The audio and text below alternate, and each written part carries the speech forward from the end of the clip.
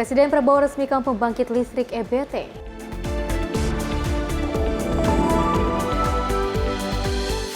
DPR imbau WNI di wilayah konflik Israel-Iran untuk tetap tenang. Babi hutan milik shelter Jakarta Selatan kembali lepas.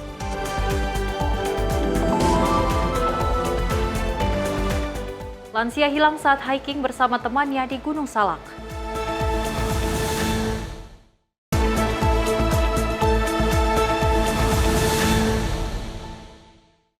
Halo, selamat pagi pemirsa Simpo TV. Selamat pagi Sally. Selamat pagi Festi. Apa kabar pagi hari ini? Baik, pastinya hari Harus ini. baik, harus ceria karena kita berdua akan terus memberikan informasi yang terbaik untuk pemirsa di rumah terkait dengan perpolitikan, ekonomi dan juga berita hiburan lainnya.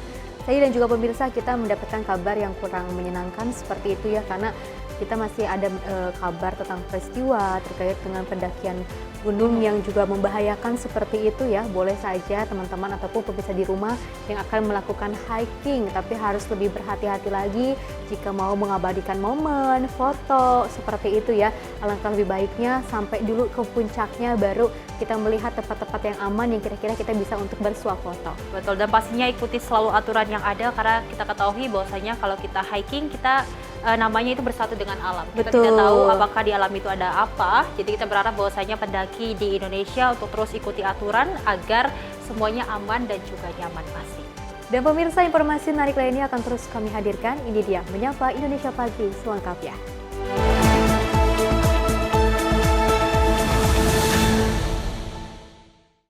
Pemirsa, kita awali dengan berita utama. Wakil Ketua DPR Dasko mengungkapkan bahwa pemerintah telah menyiapkan sosok yang akan menjadi calon duta besar Indonesia untuk Amerika Serikat.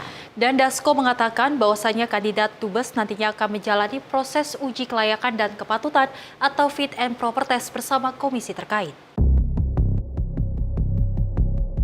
Pemerintah disebut telah menyiapkan nama yang nantinya akan menjadi calon duta besar Indonesia untuk Amerika Serikat. Pasalnya saat ini kursi duta besar Indonesia untuk Amerika mengalami kekosongan sehingga diperlukan untuk mengisi jabatan tersebut. Wakil Ketua DPR Dasko mengatakan nama yang sudah dipersiapkan oleh pemerintah nantinya akan diserahkan ke Dewan Perwakilan Rakyat. Setelah itu calon dubes itu akan mengikuti uji kelayakan dan kepatutan atau fit and proper test di Komisi 1.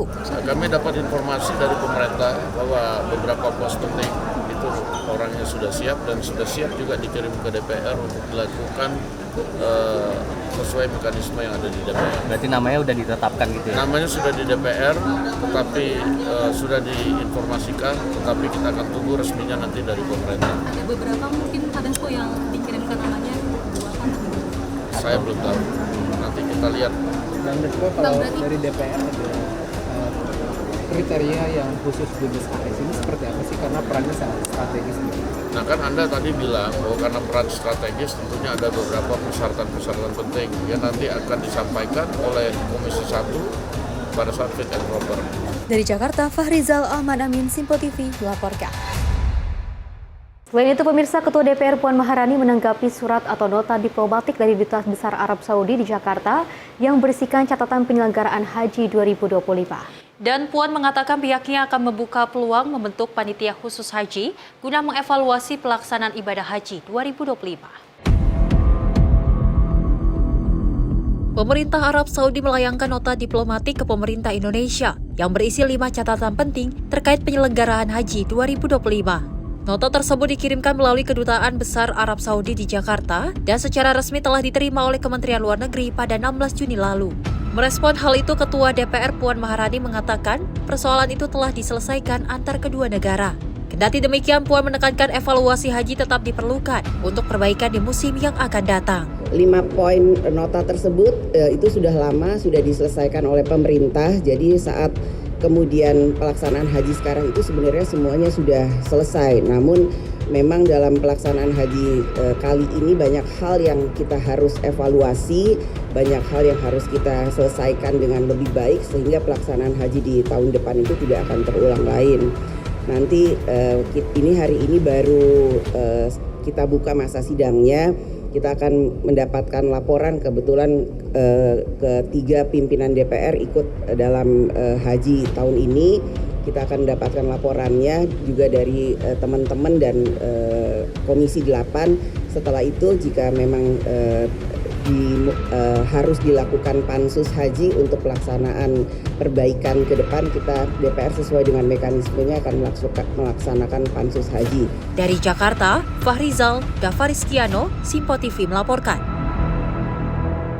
Pemirsa, Wakil Ketua DPR RI Dasko mengimbau semua pihak untuk tidak khawatir terkait nasib warga negara Indonesia yang berada di wilayah konflik Israel-Iran.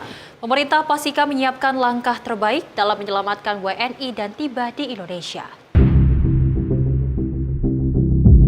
Dasko menekankan, legislatif dalam hal ini pimpinan DPR hingga Komisi 1 akan terus menjalin komunikasi dengan pemerintah perihal keadaan WNI. Tak hanya itu, Ketua Harian Partai Gerindra itu pun menegaskan bila DPR RI telah meminta Kementerian Luar Negeri hingga Kedutaan Besar Iran untuk membuat hotline atau menjembatani komunikasi pemerintah dengan para WNI yang berada di lokasi konflik. Ya, kami menghimbau kepada warga negara Indonesia untuk tetap tenang.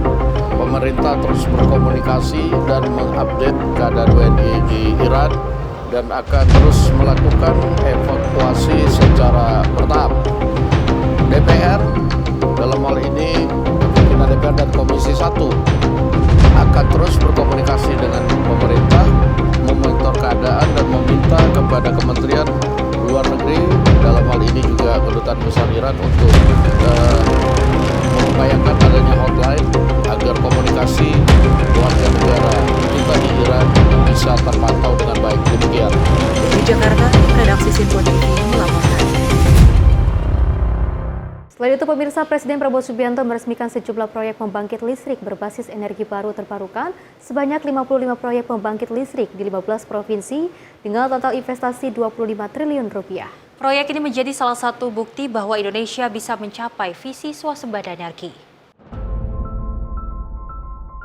Presiden Prabowo Subianto meresmikan sebanyak 55 proyek pembangkit listrik berbasis energi baru terbarukan yang tersebar di 15 provinsi di Indonesia pada Kamis 26 Juni 2025. Di saat yang bersamaan, Prabowo juga meresmikan peningkatan produksi minyak 30.000 barel minyak di Blok Cepu, Blora, Jawa Tengah. Prabowo menilai peresmian proyek ini merupakan momen penting untuk mewujudkan swasembada energi dan masih banyak proyek ke depan yang harus dilakukan. Berdasarkan data Kementerian SDM, ada 351,9 MW proyek PLTP yang diresmikan. Kemudian ada juga 47 proyek pembangkit listrik tenaga surya dengan kapasitas 27,8 MW tersebar di 11 provinsi. Adapun lokasi peresmian dilakukan di pembangkit listrik panas bumi, Papua, Kalimantan Barat, Kalimantan Timur, Kalimantan Utara, Sulawesi Utara, Papua Barat, Bali, Nusa Tenggara Timur, dan Jawa Timur. Pada siang hari ini, Kamis 26 Juni tahun 2025, saya Prabowo Subianto, Presiden Republik Indonesia, meresmikan pengoperasian dan pembangunan energi terbarukan di 15 provinsi dan peningkatan produksi minyak 30.000 barel Blok Cepu serta peletakan batu pertama groundbreaking 5 pembangkit listrik tenaga panas bumi di Indonesia. Tim redaksi Simpo TV melaporkan. Pemirsa, Presiden Prabowo Subianto meresmikan pengoperasian pembangkit listrik tenaga panas bumi alias PLTP Ijen di Kabupaten Bondowoso, Jawa Timur pada Kamis 26 Juni 2025.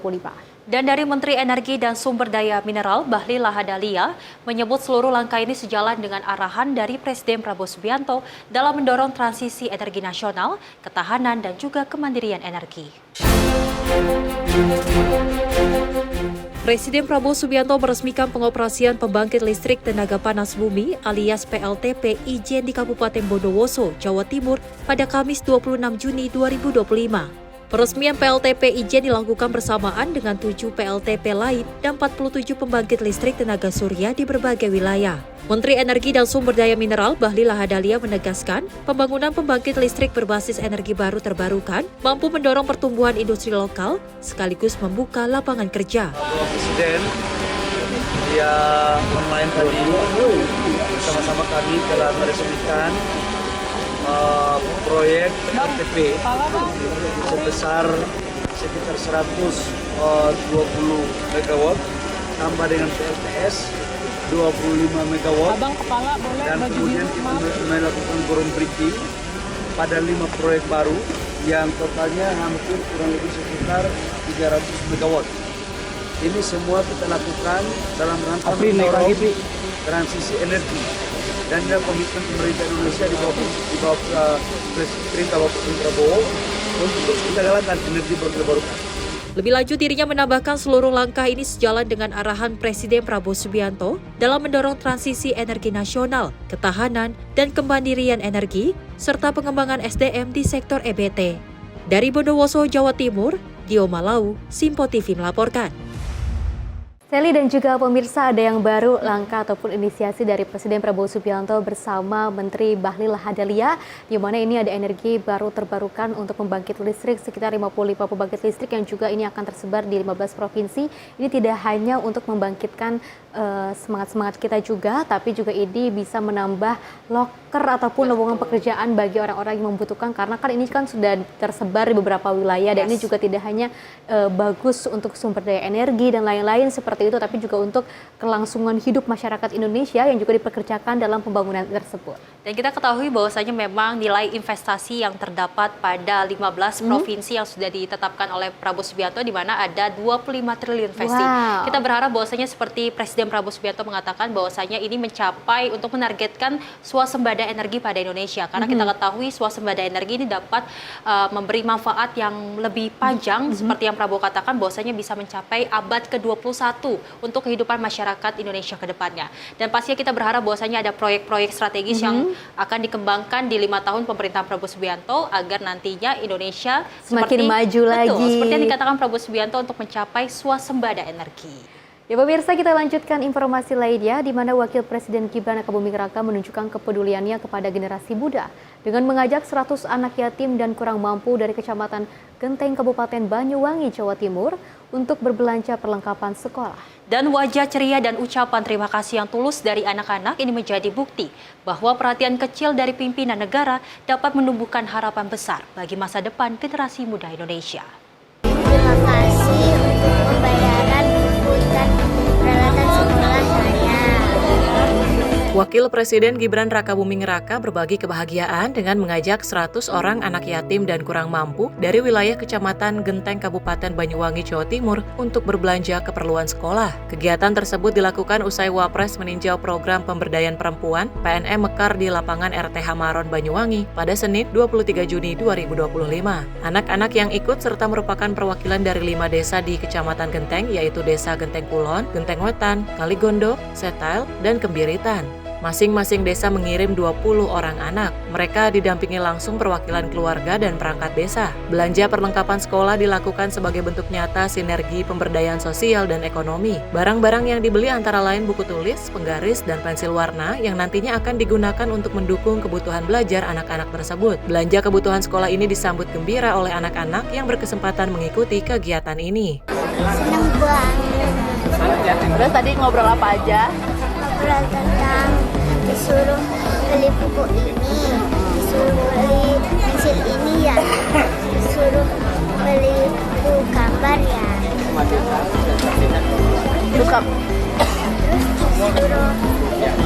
disuruh beli pensil ya. Ya seru soalnya kan. Terus tadi ngobrol apa aja? Cuma ditanyain yang belanjanya apa. Terus kamu jawabnya apa? Soalnya tadi kreseknya keberatan. Terus apa yang mau disampaikan sama Pak Wapres? Siapa nama Pak Wapresnya? Gibran. Apa yang mau disampaikan? Tadi udah dibeli. Terima kasih Pak Gibran soalnya sudah berikan kita bantuan. Kegiatan belanja bersama ini tidak hanya memberikan pengalaman menyenangkan bagi anak-anak menjelang tahun ajaran baru, tetapi juga menjadi wujud perhatian negara dalam membangun optimisme, kemandirian, dan harapan masa depan generasi muda, terutama mereka yang berasal dari keluarga kurang mampu.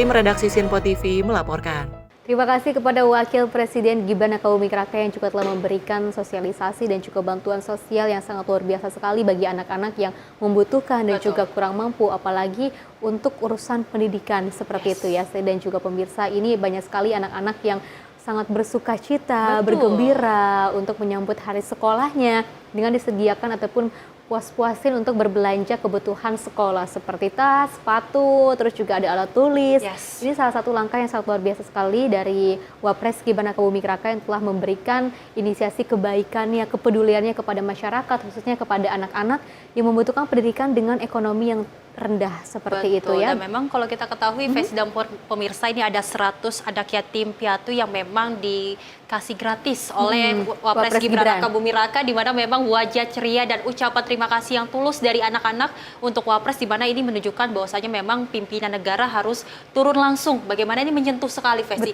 Kalau kita lihat-lihat mungkin di anak-anak kota dengan kado ataupun hadiah, alat tulis, tas dan sebagainya mungkin hal yang biasa. Namun bagi anak-anak yang memang dengan ekonomi yang kurang mampu, ini sangat berarti bagi mereka. Bagaimana mereka akhirnya semangat untuk belajar untuk mencapai cita-cita mereka. Betul, mudah-mudahan tidak hanya di kawasan Jawa Timur saja, tapi juga bisa menyosor ke beberapa titik daerah yang memang membutuhkan bantuan sosial seperti alat kelengkapan sekolah, makanan dan lain-lain. Mudah-mudahan ini bisa terrealisasikan di daerah yang lain dan seluruh masyarakat Indonesia khususnya generasi muda ini bisa membangkitkan semangat pendidikan yang sangat tinggi lagi dan juga bisa mencerdaskan bangsa.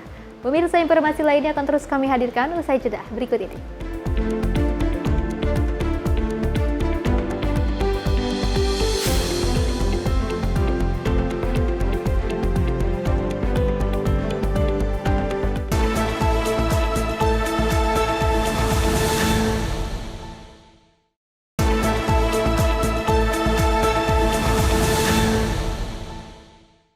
Terima kasih pemirsa, Anda masih menyaksikan Menyapa Indonesia Pagi. Informasi kita lanjutkan, di mana waspadalah Anda pemirsa saat menerima panggilan telepon di pinggir jalan lantaran aksi penjamretan kian marak terjadi di ibu kota. Pemirsa, di Kemayoran, Jakarta Pusat, seorang warga yang tengah menerima panggilan telepon justru menjadi korban penjamretan pada Rabu kemarin, dan inilah detik-detik aksi penjamretan terekam jelas oleh kamera pengawas. Rekaman kamera pengawas memperlihatkan gerak-gerik mencurigakan dari dua orang pria yang berboncengan sepeda motor saat melintas di Jalan Pancaraya, Serdang, Kemayoran, Jakarta Pusat, Rabu dini hari. Meski telah melaju ke arah luar pemukiman, namun ternyata keduanya justru kembali putar arah ke jalan pemukiman warga. Melihat korban yang tengah menerima panggilan telepon, salah seorang pelaku yang datang dari arah belakang langsung merampas ponsel korban. Korban yang panik sontak berteriak hingga berupaya lari untuk mengejar pelaku. Sayang, kedua pelaku berhasil kabur dengan membawa ponsel korban. Saya duduk di jembatan, dapat telepon saya, dibawa, saya ngobel di sini, pas saya ngobel, itu motor bolak-balik, apa gitu ada anak-anak, pas saya ngobel sini, saya teriak maling di sono, nggak kena. Itu langsung diambil gitu aja Pak? Langsung diambil langsung. Itu berapa orang? 2 orang. Abang sempat melihat nggak Bang mukanya seperti apa itu? Nggak lihat saya. Oh, nggak ada yang kenal juga? Nggak ada yang kenal. Kalau warga sini ada yang kenal nggak? Kalau warga sini nggak ada yang kenal, soalnya yang nomor itu anak keluar dia. Bapak posisinya itu memang lagi teleponan atau gimana? Lagi teleponan saya. Lagi teleponan. Kalau di sini memang sering terjadi atau gimana itu? Sering terjadi, berarti cuman ini doang. Ini doang? Oh, berarti baru pertama kali di sini? Baru pertama kali. Jambret-jambret seperti itu? Iya. Ya. Abang pas di jambret itu sempat mengejar? Mengejar, saya teriakin maling. Itu ada yang bantu nggak Bang? Ada yang bantu, anak-anak ini udah nggak kena. Usai viral di media sosial, polisi pun langsung mendatangi lokasi kejadian dan meminta keterangan korban. Kejadian ini selayaknya menjadi perhatian bagi kita semua agar berhati-hati dan tak menggunakan telepon genggam saat berada di pinggir jalan. Dari Jakarta, Dion Balau, Simpo TV melaporkan. Pemirsa, nekat menjamret telepon genggam milik seorang polisi wanita di kawasan Bendungan Hilir, Tanah Abang. Pasangan sejoli yang tengah dimabuk asmara diringkus petugas Satuan Reserse Kriminal Polres Metro Jakarta Pusat.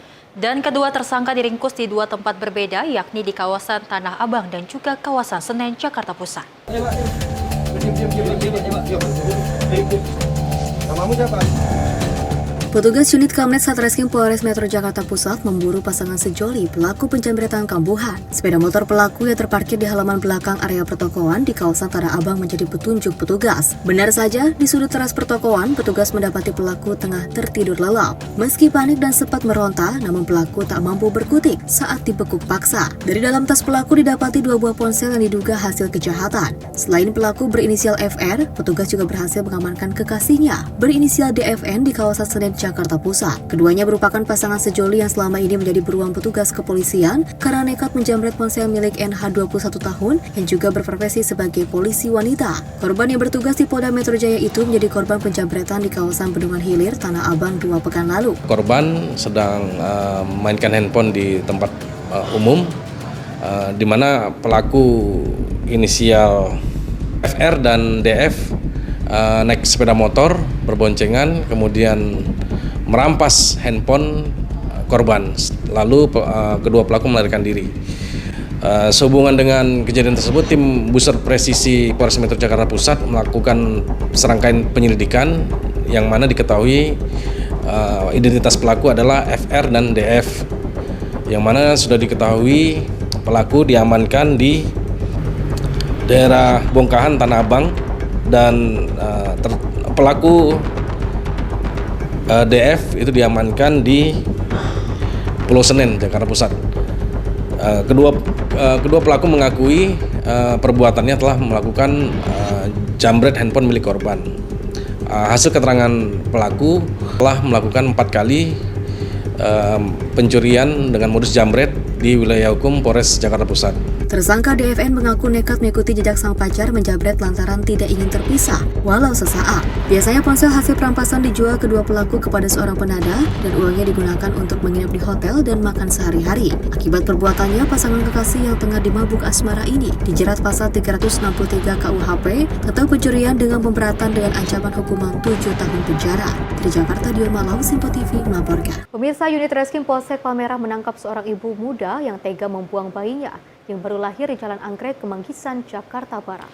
Dan polisi mengungkap motif pembuangan bayi itu lantaran pelaku menutupi aib dan juga malu melahirkan bayi hasil hubungan gelap.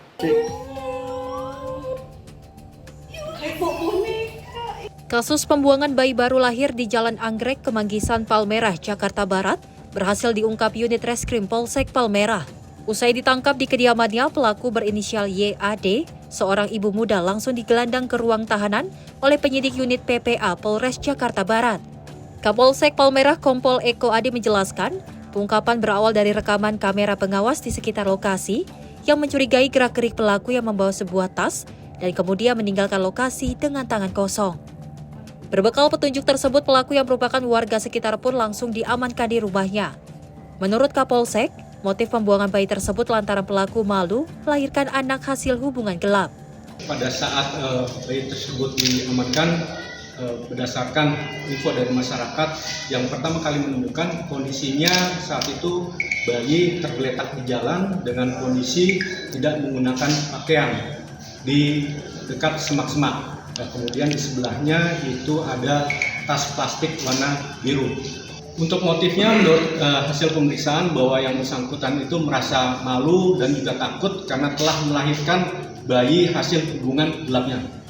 Untuk mempertanggungjawabkan perbuatannya, pelaku dijebloskan ke jeruji penjara dan terancam hukuman di atas 5 tahun kurungan penjara. Dari Jakarta, kontributor Simpo TV melaporkan. Pergaulan bebas yang ada di Jakarta ataupun di Indonesia ini semakin marak dan juga semakin menjadi-jadi. Ini harus kita waspadai untuk orang tua yang masih memiliki anak dengan berusia remaja. Seperti itu saya dan juga pemirsa sampai harus hamil karena kenakalan remaja yang semakin hari semakin menggegerkan hati. Seperti itu ya, juga miris sekali, dan ini mudah-mudahan ada langkah yang konkret dari pemerintah ataupun dari pusat perlindungan anak seperti itu ya. Karena kasus seperti ini tidak hanya terjadi 1 kali ataupun 2 kali, bahkan bisa lebih dari 5 atau 7 kali seperti itu. Saya dan juga pemirsa ini harus kita hati-hati dan juga harus waspada karena pergaulan anak-anak zaman sekarang, apalagi dari kasus merokok, kasus juga berpacaran, memang diperbolehkan untuk berpacaran, silahkan untuk menjadikan sebuah motivasi kita untuk meningkatkan semangat belajar. Tapi jangan sampai ini malah menyeleweng ke hal-hal yang buruk. Dan memang di saat banyak seorang ibu yang menantikan seorang anak yang cukup lama, namun melihat berita ini sangat mengenaskan, versi di mana memang ini bayinya dibuang begitu saja karena memang ingin menutupi aib ataupun malu. Kalaupun memang mau menutupi aib ataupun malu, baiklah kita menjaga pergaulan kita agar tidak membuat hal-hal yang negatif, karena memang kita ketahui ini merugikan banyak sekali, terlebih kalau kita ketahui ini anak yang baru saja dilahirkan masih suci, namun sayangnya seorang tidak bertanggung jawab membuang dengan sembarangan tempat. Oke, baik, dan ini juga sangat sedih sekali ya Sri dan juga pemirsa ya, apalagi kalau misalnya memang harus menjadikan anak-anak yang harusnya belajar, tapi malah sibuk berpacaran, sibuk untuk melakukan hal-hal yang negatif. Kita sebagai orang tua harusnya bisa sama-sama untuk merangkul semuanya. Dan pemirsa, kita beralih ke informasi lainnya di mana Polres Cianjur berhasil mengungkap kasus pembunuhan terhadap seorang wanita tanpa busana yang jasadnya ditemukan di aliran Sungai Cipendawa, Kabupaten Cianjur. Dan korban diketahui bernama Cynthia Oktaviati Dewi, ibu rumah tangga asal desa Sirnagali, Kecamatan Cilaku, Cianjur.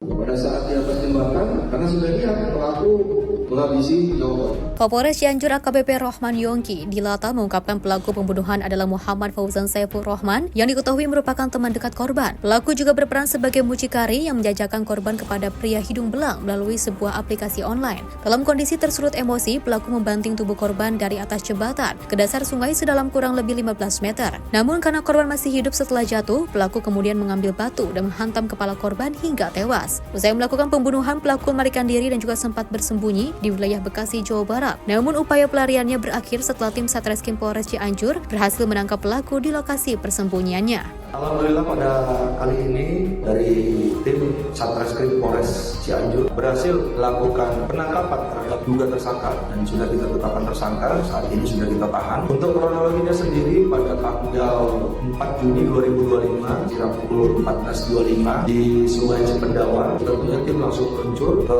TKP dengan berkoordinasi dengan RSUD Cianjur untuk melaksanakan pemeriksaan luar terhadap mayat tersebut yang kita temukan. Dan dari hasil pemeriksaan RSUD Kabupaten Cianjur diketahui mayat yang kita temukan tersebut merupakan korban dari kekerasan dan bisa untuk otopsi.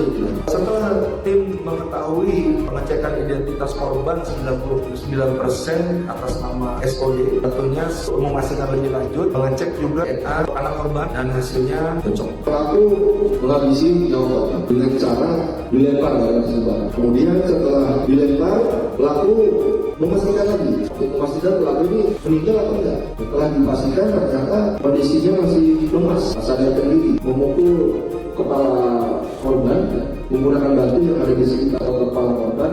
Kemudian setelah itu tersangka mengambil perhiasan korban yang berupa cincin, kalung, anting yang terpasang pada tubuh korban. Kemudian pelaku juga melepaskan semua pakaian korban agar korban itu mudah hanyut terbawa ke sungai. Untuk identitas tersangka ini atas nama NFS Cianjur kelahiran tahun 1998. Kemudian juga tim juga sudah mengamankan barang bukti, ada identitas korban, ada juga sepeda motor, handphone, dan satu batu yang disebut. Kasus tersebut sempat menjadi perhatian publik karena selain kekejaman tindakan pelaku, korban ditemukan dalam kondisi mengenaskan tanpa busana di aliran Sungai Cipendawa pada Rabu 4 Juni 2025 lalu. Saat ini jenazah korban telah dimakamkan, sementara proses penyidikan terhadap pelaku masih terus berlangsung. Tim redaksi Simpo TV melaporkan. Pemirsa, seorang pendaki TikTok terpleset dan jatuh ke dalam jurang sedalam 180 meter di Gunung Muria, Kudus. Dan korban ditemukan oleh tim SAR gabungan ini dalam keadaan meninggal dunia pada Rabu 25 Juni 2025 sekitar pukul 11.20 waktu Indonesia Barat.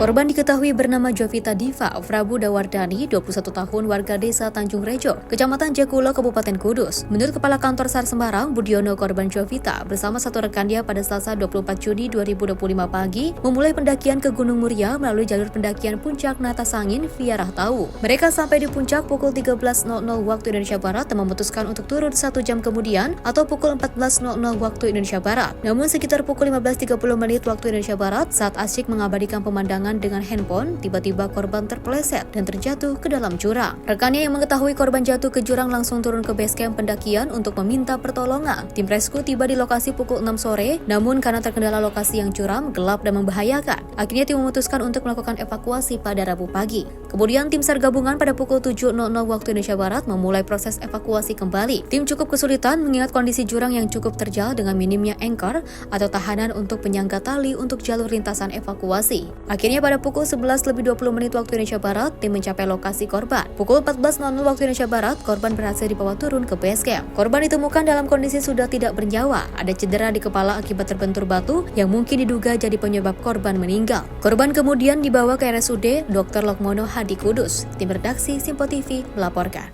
Pemirsa, setelah 4 hari hilang saat trekking di Gunung Salak, Kecamatan Taman Sari, Kabupaten Bogor, Jawa Barat, korban akhirnya ditemukan tewas di dekat aliran sungai. Kondisi korban ditemukan tidak bernyawa, akhirnya berhasil dievakuasi petugas dan langsung dibawa ke rumah duka usai diserahkan petugas ke Polsek Taman Sari, Bogor. Ayom, 60 tahun, seorang lansia ditemukan tewas di tepi Sungai Ciiris, Kampung Sukamatri, Kecamatan Taman Sari, Kabupaten Bogor, Jawa Barat, usai hilang selama 4 hari usai menjalani trekking beserta temannya di kawasan Gunung Salak, Bogor. Dengan kondisi sudah tidak bernyawa, korban akhirnya berhasil ditemukan petugas dan dievakuasi selama 3 jam di kawasan terjal dan curam Gunung Salak. Dengan cara ditandu, korban langsung dievakuasi menuju kantor Polsek Taman Sari dan langsung dibawa ke rumah duka untuk dimakamkan. Hari ini korban sudah selesai dievakuasi tepat pada pukul 16.25 tadi ya. 16.25 sudah sampai di Polsek Taman Sari, dievakuasi dari lokasi di kaki gunung dalam keadaan naik delta dan telah kami lakukan serah terima juga kepada keluarga. Selanjutnya tadi 16.27 korban dibawa ke rumah duka. Untuk evakuasinya sendiri berlangsung berapa lama? Oke. Untuk proses evakuasi tadi dengan kita mulai pagi itu pukul 7 dan kemudian ada waktu untuk mereka masing-masing seru ke posko itu sekitar pukul 9 dari sini dan mereka ada waktu tempuh dari posko ke LKP tempat korban tersebut itu sekitar 2 jam. Kemudian proses evakuasinya sendiri lebih kurang 1,5 jam. Hilangnya seorang lansia saat menjalani olahraga dengan cara mendaki gunung sejak minggu kemarin, kini akhirnya berhasil ditemukan petugas meskipun kondisi korban sudah tidak bernyawa. Dan atas kerjasama petugas, korban akhirnya dibawa ke Polsek Taman Sari sebelum akhirnya diserahkan ke pihak keluarga untuk dimakamkan. Dari Bogor, tim kontributor melaporkan. Ini peristiwa sangat sedih sekali ya, saya dan juga pemirsa, ada 2 lansia yang memang untuk bersama-sama hiking ataupun menaiki gunung untuk niatnya untuk melihat pemandangan yang sangat indah, tapi harus ada kejadian yang tragis di mana memang sebelumnya memang keduanya ini berjalan beriringan tapi terpisah. Dan mungkin ini juga harus menjadi sebuah pembelajaran untuk kita semua, apapun meskipun kita sudah mahir dalam mendaki gunung, tapi alangkah baiknya untuk melakukan hiking ini bersama teman-teman seperti itu ya, dan juga bisa beriringan dengan rombongan-rombongan yang lainnya, dan juga harus yang paling penting ada tour guide-nya ya Sally ya. Betul. Karena ini bisa menentukan jalan seperti apa mungkin untuk menuju ke puncak dan agar tidak terlepas dan juga tidak berpisah dengan rekan-rekan yang juga turut ikut dalam rombongan tersebut. Betul, walaupun memang dari kedua lansia ini berusia 60 tahun, walaupun memang ini menjadi hobi atau passion mereka, namun kita berharap walaupun memang ini kan kalau terlihat dari umur udah cukup tua ya Festi, lebih baik di rumah saja daripada memang kita ketahui kan di gunung, di hiking itu kan memang kita nggak tahu ya namanya alam ya Festi ya, kita akan berhubungan dengan makhluk-makhluk yang mungkin tidak kita lihat kasat mata, namun kita berharap bahwasanya memang ini menjadi pembelajaran, bahwasanya mungkin mencari alternatif lain, kegiatan-kegiatan yang positif yang memang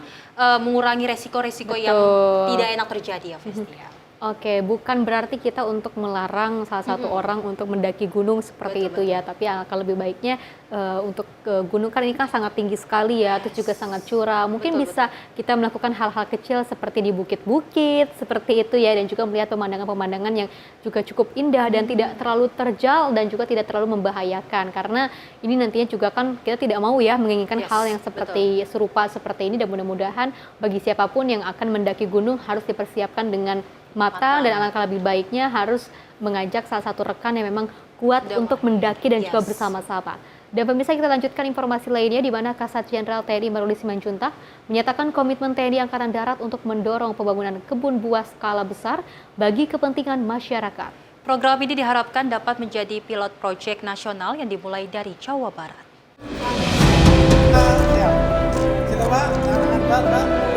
Kasat Jenderal TNI Maruli Simanjuntak menegaskan akan melakukan pembangunan 1.000 hektar kebun buah di Jawa Barat. Hal ini merupakan bentuk komitmen TNI Angkatan Darat dalam memberikan dampak nyata bagi rakyat. Kasat Maruli menyatakan bahwa hingga saat ini sekitar 650 hektar kebun sudah terbangun dan berfungsi, sementara 350 hektar sisanya ditargetkan selesai dalam waktu dekat. Lebih lanjut, Kasat menyampaikan program ini tidak boleh gagal dan akan menjadi model percontohan nasional bagi provinsi lain di Indonesia. Untuk itu, ia meminta seluruh jajaran termasuk Pangdam, Korem, dan Kodim untuk tidak menganggap enteng tanggung jawab ini dan berkomitmen sepenuh hati demi kepentingan masyarakat. Jadi saya meyakini Pak, kalau ini bisa betul-betul bisa berjalan Pak, saya meyakini bahwa perubahan akan banyak di masyarakat dan saya berharap ini pilot projectnya untuk seluruh provinsi. Tahun ini kita akan membuat 1.000 hektar kebun buah yang harus jadi pada tahun ini. Kita sudah punya tadi yang saya sampaikan, sekarang ada 650 Pak. 650 hektar sudah jadi. Sisanya masih berjalan ke depan 350 lagi 1.000. Tahun depan kita sudah juga koordinasi dengan PI 1.000 hektar lagi. Jadi saya titip pada Pangdam, Danrem, Dandim, jangan ada berpikiran sedikit pun untuk melewatkan segala macam. Ini untuk kepentingan masyarakat. Dari Jakarta, Simpo TV melaporkan. Kita beralih ke informasi lainnya, pemirsa. Kisah inspiratif tentang bisnis peternakan domba dan kambing datang dari pria muda Mupren usia 30 tahun lulusan S2 dan juga berasal dari Kampung Citundun, Masjid Desa Banjarsari, Kabupaten Lebak, Banten. Dan berkat ketekunannya pemirsa, Mupren berhasil mengembangkan usaha peternakan yang menghasilkan ratusan juta rupiah dalam setahun.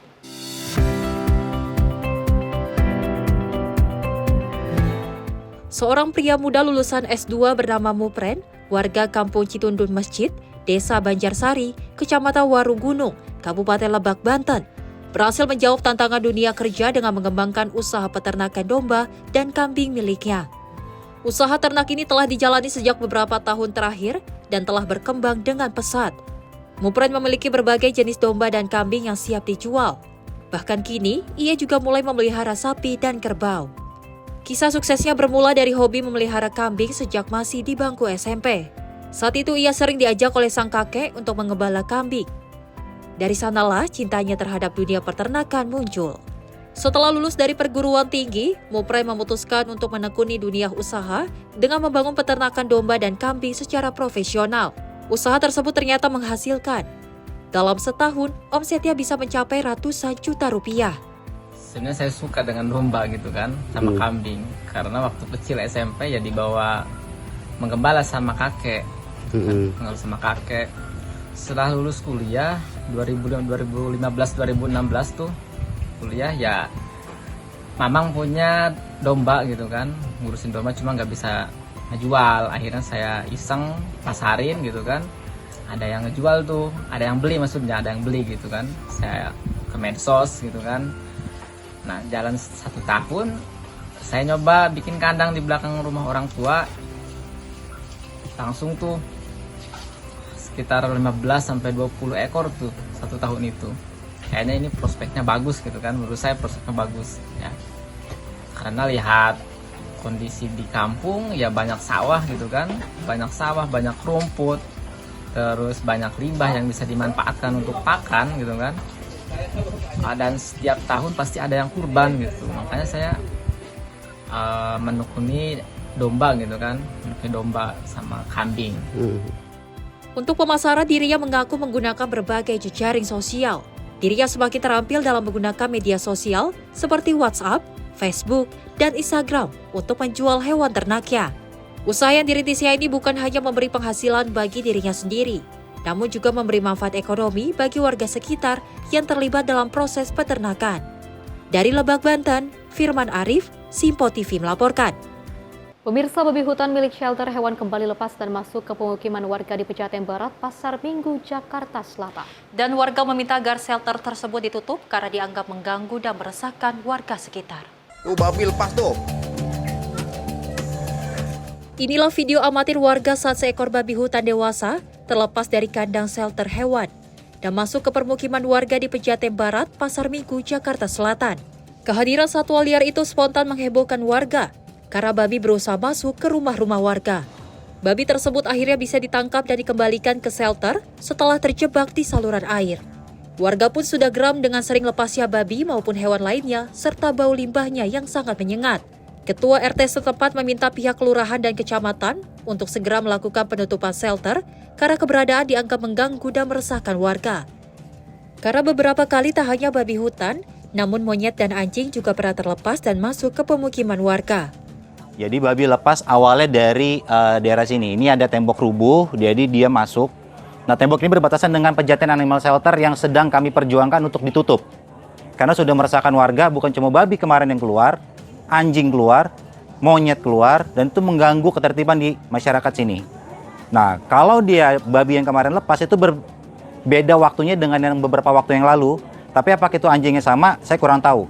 Yang pasti itu masih babi hutan, kalau menurut kami itu masih babi. Rumah saya paling dekat, Pak, dari ini kandang-kandang ini. Udah gitu bukan baunya dong, Pak. Ya babinya pada keluar, monyet. Kami sih pengennya ditutup ya Pak ya gitu, karena kita keberatan banget ya Pak gitu. Belum lagi kalau musim hujan Pak, itu baunya luar biasa Pak gitu. Terus banjir ngerusak, ya bikin penyakit juga lah Pak gitu, karena kan gatel-gatel kita. Terus kita juga di sini banyak banget anak kecil Pak gitu. Kami pengennya tuh ya ditutup lah secepatnya.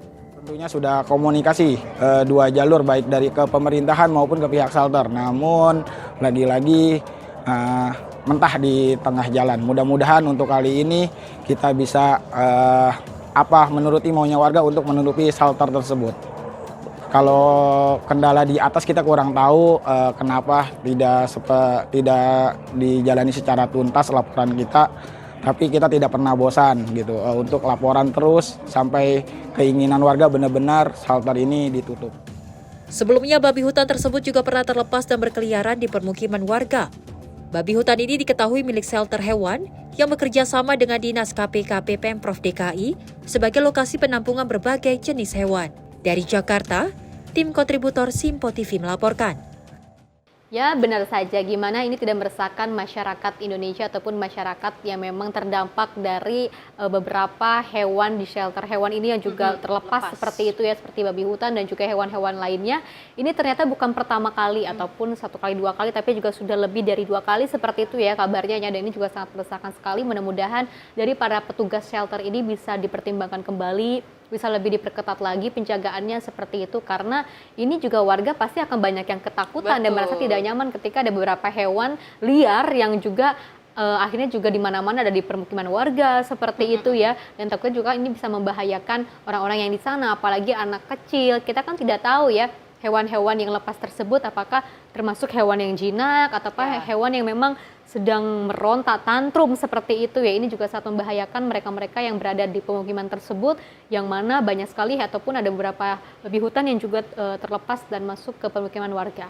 Dan memang dari warga setempat ini berharap bahwasanya pemerintah setempat maupun kelurahan dan kecamatan ini menindak tegas tempat hewan shelter tersebut. Karena memang kita ketahui ini sangat meresahkan, terlebih memang tidak hanya hewan babi saja yang memang terlepas, dan memang kita ketahui jangan sampai hewan-hewan yang terlepas ke permukiman warga ini dapat menyebar penyakit kepada warga, karena memang kita ketahui ada saja hewan yang memang bisa menyebar langsung ke tubuh manusia. Kita berharap bahwasanya memang ini cepat ditindak langsung, karena memang kita ketahui warga sudah cukup resah dengan terlepasnya hewan-hewan tersebut. Pemirsa, informasi lainnya akan terus kami hadirkan usai jeda berikut ini.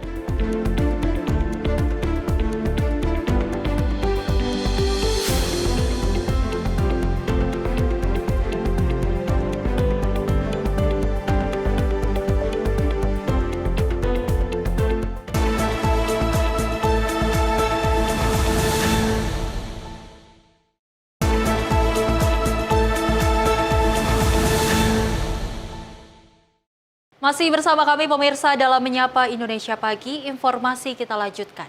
Di mana Presiden Prabowo Subianto meresmikan sejumlah proyek pembangkit listrik berbasis energi baru terbarukan sebanyak 55 proyek pembangkit listrik di 15 provinsi dengan total investasi 25 triliun.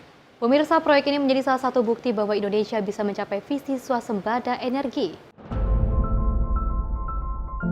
Presiden Prabowo Subianto meresmikan sebanyak 55 proyek pembangkit listrik berbasis energi baru terbarukan yang tersebar di 15 provinsi di Indonesia pada Kamis 26 Juni 2025. Di saat yang bersamaan, Prabowo juga meresmikan peningkatan produksi minyak 30.000 barel minyak di Blok Cepu, Blora, Jawa Tengah. Prabowo menilai peresmian proyek ini merupakan momen penting untuk mewujudkan swasembada energi dan masih banyak proyek ke depan yang harus dilakukan. Berdasarkan data Kementerian SDM, ada 351,9 MW proyek PLTP yang diresmikan. Kemudian ada juga 47 proyek pembangkit listrik tenaga surya dengan kapasitas 27,8 MW tersebar di 11 provinsi. Adapun lokasi peresmian dilakukan di pembangkit listrik panas bumi, Papua, Kalimantan Barat, Kalimantan Timur, Kalimantan Utara, Sulawesi Utara, Papua Barat, Bali, Nusa Tenggara Timur, dan Jawa Timur. Pada siang hari ini, Kamis 26 Juni tahun 2025, saya Prabowo Subianto, Presiden Republik Indonesia, meresmikan pengoperasian dan pembangunan energi terbarukan di 15 provinsi dan peningkatan produksi minyak 30.000 barel Blok Cepu serta peletakan batu pertama groundbreaking 5 pembangkit listrik tenaga panas bumi di Indonesia. Tim redaksi Sinpo TV melaporkan. Selain itu, pemirsa, Presiden Prabowo Subianto meresmikan pengoperasian pembangkit listrik tenaga panas bumi alias PLTP Ijen di Kabupaten Bondowoso, Jawa Timur pada Kamis 26 Juni 2025. Dan dari Menteri Energi dan Sumber Daya Mineral, Bahlil Lahadalia menyebut seluruh langkah ini sejalan dengan arahan Presiden Prabowo Subianto dalam mendorong transisi energi nasional, ketahanan, dan juga kemandirian energi. Presiden Prabowo Subianto meresmikan pengoperasian pembangkit listrik tenaga panas bumi alias PLTP Ijen di Kabupaten Bondowoso, Jawa Timur pada Kamis 26 Juni 2025. Peresmian PLTP Ijen dilakukan bersamaan dengan 7 PLTP lain dan 47 pembangkit listrik tenaga surya di berbagai wilayah. Menteri Energi dan Sumber Daya Mineral Bahlil Lahadalia menegaskan, pembangunan pembangkit listrik berbasis energi baru terbarukan mampu mendorong pertumbuhan industri lokal sekaligus membuka lapangan kerja. Presiden via online tadi bersama-sama kami telah meresmikan proyek PLTP sebesar sekitar 120 MW tambah dengan PLTS 25 MW dan kemudian kita melakukan groundbreaking pada 5 proyek baru yang totalnya hampir kurang lebih sekitar 300 MW. Ini semua kita lakukan dalam rangka mendorong transisi energi dan komitmen pemerintah Indonesia di bawah perintah Bapak Prabowo untuk kita galakkan energi terbarukan. Lebih lanjut, dirinya menambahkan seluruh langkah ini sejalan dengan arahan Presiden Prabowo Subianto dalam mendorong transisi energi nasional, ketahanan, dan kemandirian energi, serta pengembangan SDM di sektor EBT. Dari Bondowoso, Jawa Timur, Dio Malau, Sinpo TV melaporkan. Pemirsa, Bank Indonesia mencatatkan lonjakan signifikan dalam jumlah pengguna pembayaran Quick Response Kode Indonesian Standard atau QRIS-T berbasis Near Field Communication. Dan pemirsa, sejak peluncurannya pada Maret 2025 lalu, QRIS-T kini telah digunakan oleh 47,8 juta pengguna. Layanan QRIS terbaru yakni QRIS-T alias QRIS tanpa pindai kode QR kian marak digunakan masyarakat Indonesia sejak diluncurkan pada 14 Maret 2025 lalu. Berdasarkan hasil rapat Dewan Gubernur Bulanan Bank Indonesia untuk bulan Juni 2025, pengguna QRIS-T sudah mencapai 47,8 juta pengguna. Hal ini disampaikan oleh Deputi Gubernur Bank Indonesia Filia Ningsi Hendarta. Sedangkan dari sisi merchant juga mengalami peningkatan sebanyak 275 kali. Dari 664 saat uji coba, dan per bulan Juni kini sudah mencapai 648.030 merchant. Filia juga menyampaikan Bank Indonesia terus melakukan sosialisasi dan edukasi bersama industri untuk meningkatkan kesadaran masyarakat akan hadirnya QRIS-T. Selain itu, Bank Indonesia juga melakukan training for trainer untuk 46 kantor perwakilan dalam negeri Bank Indonesia atau KPWDN, agar QRI Step bisa serentak dilakukan hingga ke daerah. QRI Step itu saat ini sudah mencapai 47,8 juta pengguna yang sudah memiliki fitur QRI Step. Nah, dari sisi merchant-nya sendiri, kalau kita bandingkan pertama kali waktu kita itu uji coba di Live Sandbox, itu merchant hanya 646. Nah, pada saat kita launching, itu sudah meningkat 3,6 kali, yaitu 2.353 merchant. Nah, saat ini posisi 6 Juni, belum genap 2 bulan, itu sudah meningkat 275 kali. Jadi saat ini jumlah merchant-nya itu yang bisa menerima QRI Step itu sudah mencapai 648.034 merchant. Nah, lalu apa yang dilakukan? Jadi kita di Bank Indonesia tentunya kita akan melakukan terus meningkatkan sosialisasi dan edukasi bersama industri.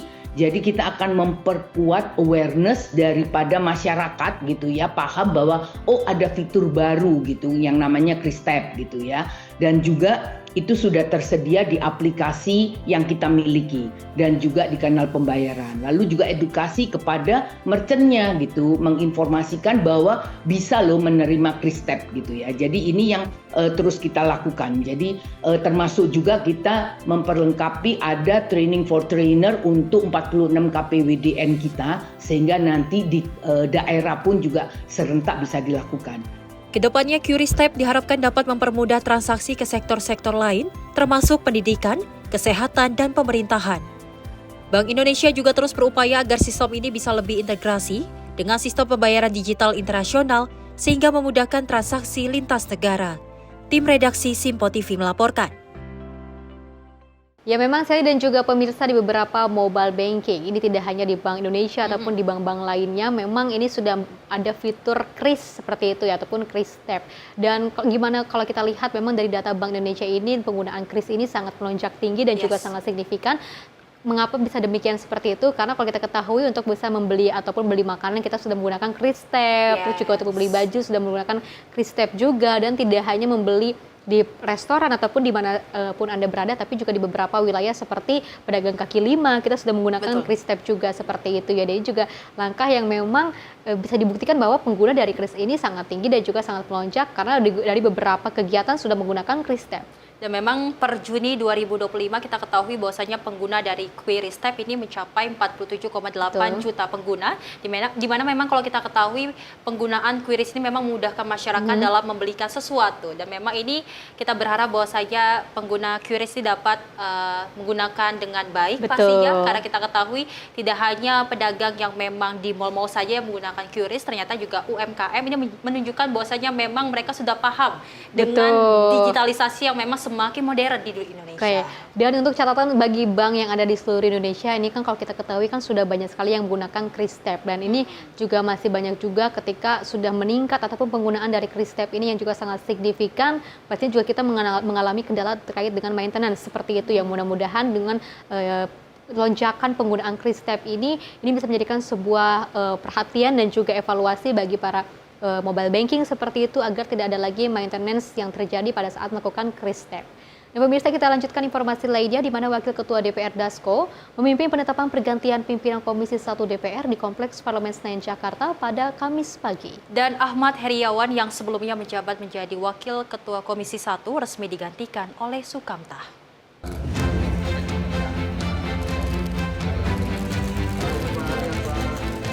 Anggota DPR fraksi PKS, Sukamta, resmi menjabat sebagai Wakil Ketua Komisi 1, menggantikan Ahmad Heriawan melalui rapat pergantian di ruang rapat Komisi 1 DPR RI. Pergantian dan penetapan Wakil Ketua Komisi 1 ini dipimpin oleh Wakil Ketua DPR Dasko pada Kamis pagi.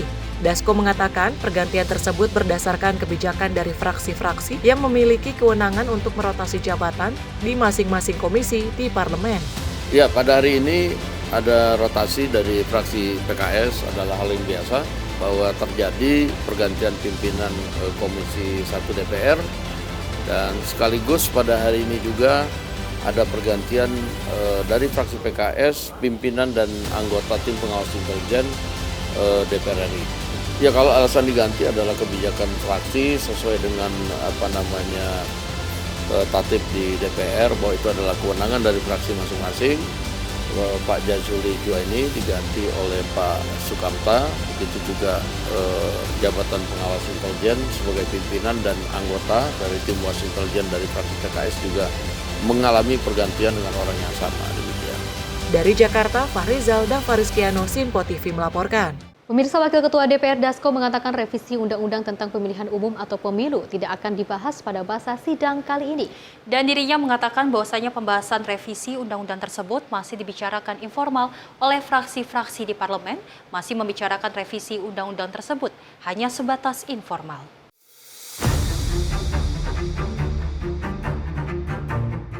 Pimpinan DPR Dasko menjelaskan revisi Undang-Undang tentang Pemilihan Umum atau Pemilu tidak akan dibahas dalam masa sidang kali ini. Dasko mengatakan rencana merevisi Undang-Undang Pemilu hingga kini masih dalam dibahas secara informal antar pimpinan dan anggota fraksi-fraksi di DPR RI.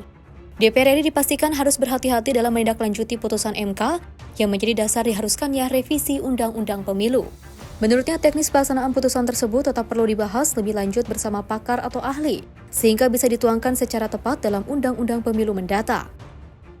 Mungkin untuk RUU Pemilu belum kita bahas pada sidang ini, karena kita masih juga secara informal berbicara antar fraksi, karena baru sekali ini Mahkamah Konstitusi memutuskan adanya rekayasa konstitusi. Nah, rekayasa konstitusi itu tentunya tidak bisa kita ambil secara terburu-buru. Selain ini adalah hal yang baru, merekayasa konstitusi ini juga perlu pendapat dari para ahli yang memahami soal konstitusi, karena kita akan berhati-hati dalam melakukan keputusan MK tersebut. Ya, ini masih ada pembicaraan informal yang tentunya belum bisa kita sampaikan ke publik, karena kalau kita sampaikan belum hal yang final, nanti akan menimbulkan dinamika yang tidak perlu. Demikian.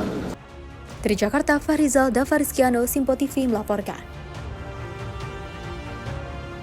Selain itu, pemirsa, Panglima TNI Jenderal TNI Agus Subianto menggelar acara silaturahmi pahlawan prima bertajuk Panglima TNI menyambut keluarga pahlawan di Wisma Ahmadiyah di Jakarta Pusat pada Rabu pagi. Dan acara tersebut, pemirsa, menjadi momen penting untuk mempererat silaturahmi sekaligus meneguhkan komitmen TNI dalam menjaga nilai-nilai perjuangan bangsa.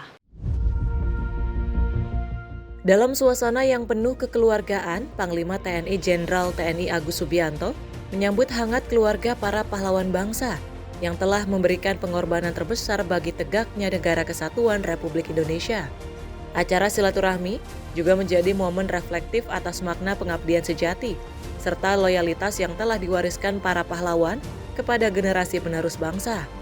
Dalam sambutannya, Jenderal TNI Agus Subianto menegaskan bahwa jasa para pahlawan adalah fondasi utama kekuatan nasional.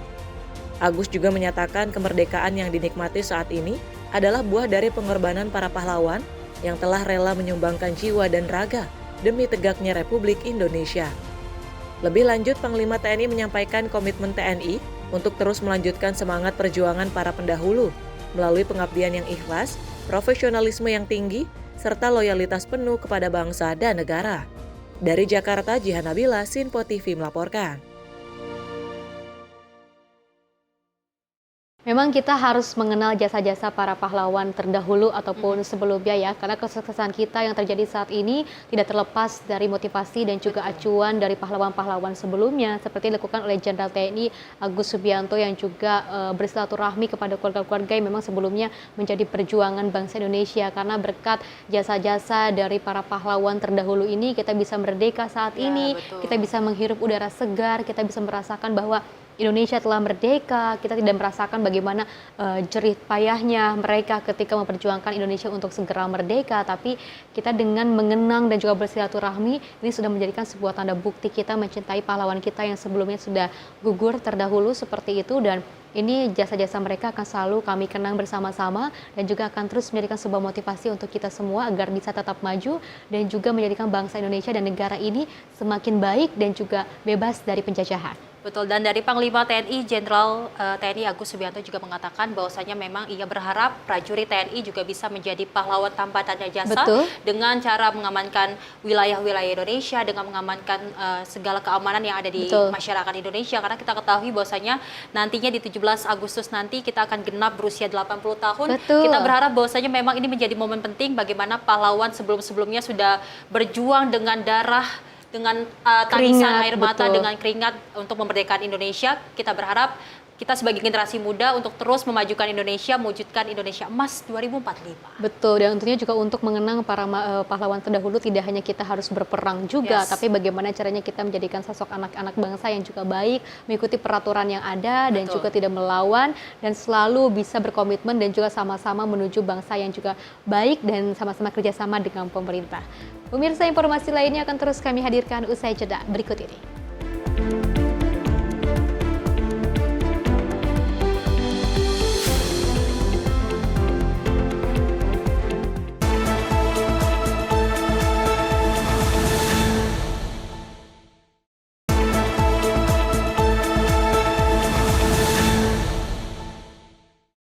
Selamat pagi pemirsa, Anda masih menyaksikan Menyapa Indonesia Pagi. Informasi kita lanjutkan terkait peristiwa di mana Sungai Citarum berwarna biru viral di berbagai media sosial akibat limbah pabrik di kawasan Karawang, Jawa Barat pada beberapa hari lalu. Atas kejadian itu, pemirsa, pemerintah Provinsi Jawa Barat akan berikan sanksi berat bagi pabrik yang membuang limbah yang mencemari lingkungan.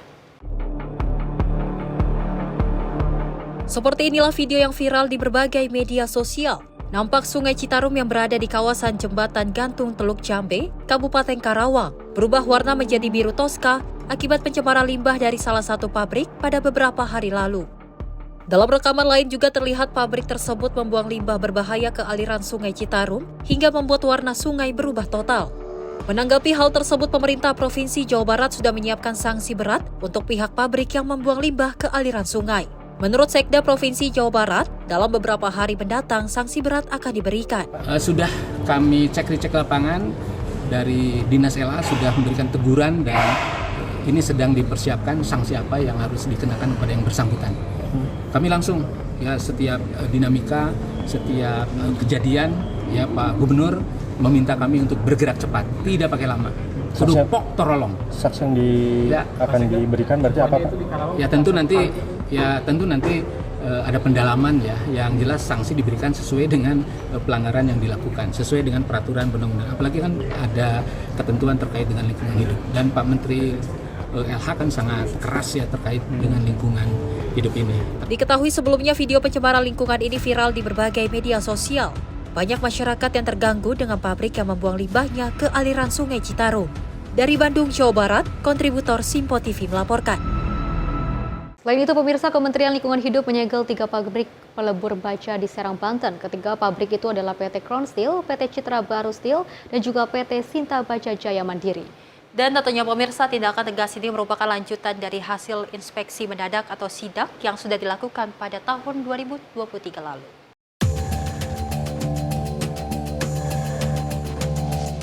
Penyegelan dilakukan setelah Kementerian Lingkungan Hidup mendapati 3 pabrik tersebut diduga kuat menjadi sumber pencemaran udara yang meresahkan warga di sekitar kawasan industri. Tindakan tegas ini merupakan lanjutan dari hasil inspeksi mendadak atau sidak yang sudah dilakukan pada tahun 2023 lalu. Namun dalam sidak terbaru ditemukan bahwa pihak perusahaan belum melakukan perbaikan yang signifikan dan justru mengulangi pelanggaran yang sama.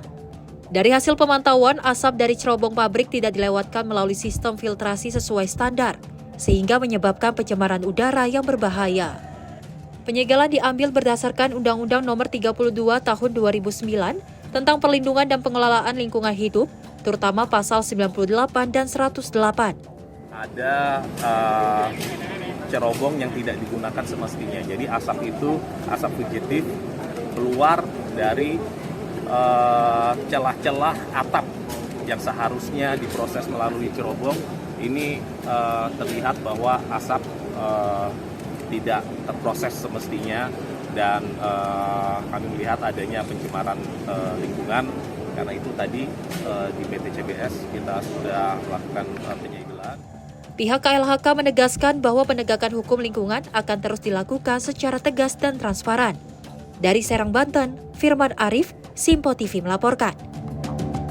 Sangat disayangkan sekali kalau misalnya dari hasil pembangunan kita ini ternyata mencemari lingkungan yang ada, seperti mencemari sungai dan juga lokasi-lokasi ataupun lingkungan lainnya. Dan ini juga sangat membahayakan sekali, tidak hanya membahayakan bagi para warga, tapi juga bisa membahayakan dari PT-nya sendiri loh. Betul. Seperti itu loh, karena kalau misalnya seperti ini kan, ini sebetulnya harus ada izin yang legal juga, seperti itu ya.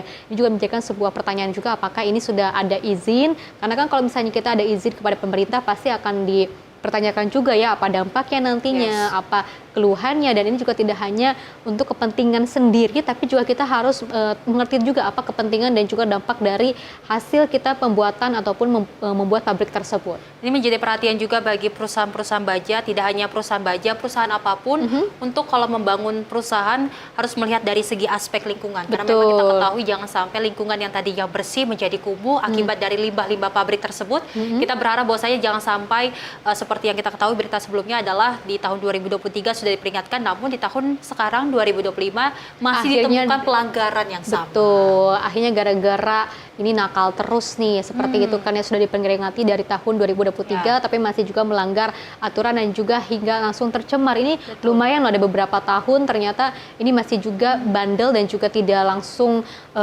ada antisipasi seperti itu ya. Tapi mudah-mudahan dengan adanya penyegelan ini bisa menjadikan sebuah pembelajaran untuk kita dan juga bisa disadarkan bahwa untuk membuat sebuah PT kita harus memikirkan dampak bukan dari hanya kita saja, tapi juga untuk lingkungan sekitar. Pemirsa, kita lanjutkan informasinya. Pemirsa, terkait dengan mengoleksi tanaman hias berbanderol selangit mungkin sudah biasa. Namun apa jadinya bila kolektor tanaman hias bukan hanya mengoleksi tanaman langka, tapi juga beralih menjadi petani yang berhasil menciptakan sejumlah tanaman hias spesies baru. Salah satunya yang sedang booming di kalangan kolektor tanaman hias adalah tanaman hias sirga, singkatan dari Anthurium sirih dan kuping gajah, atau yang memiliki nama Latin yaitu Anthurium cristallino.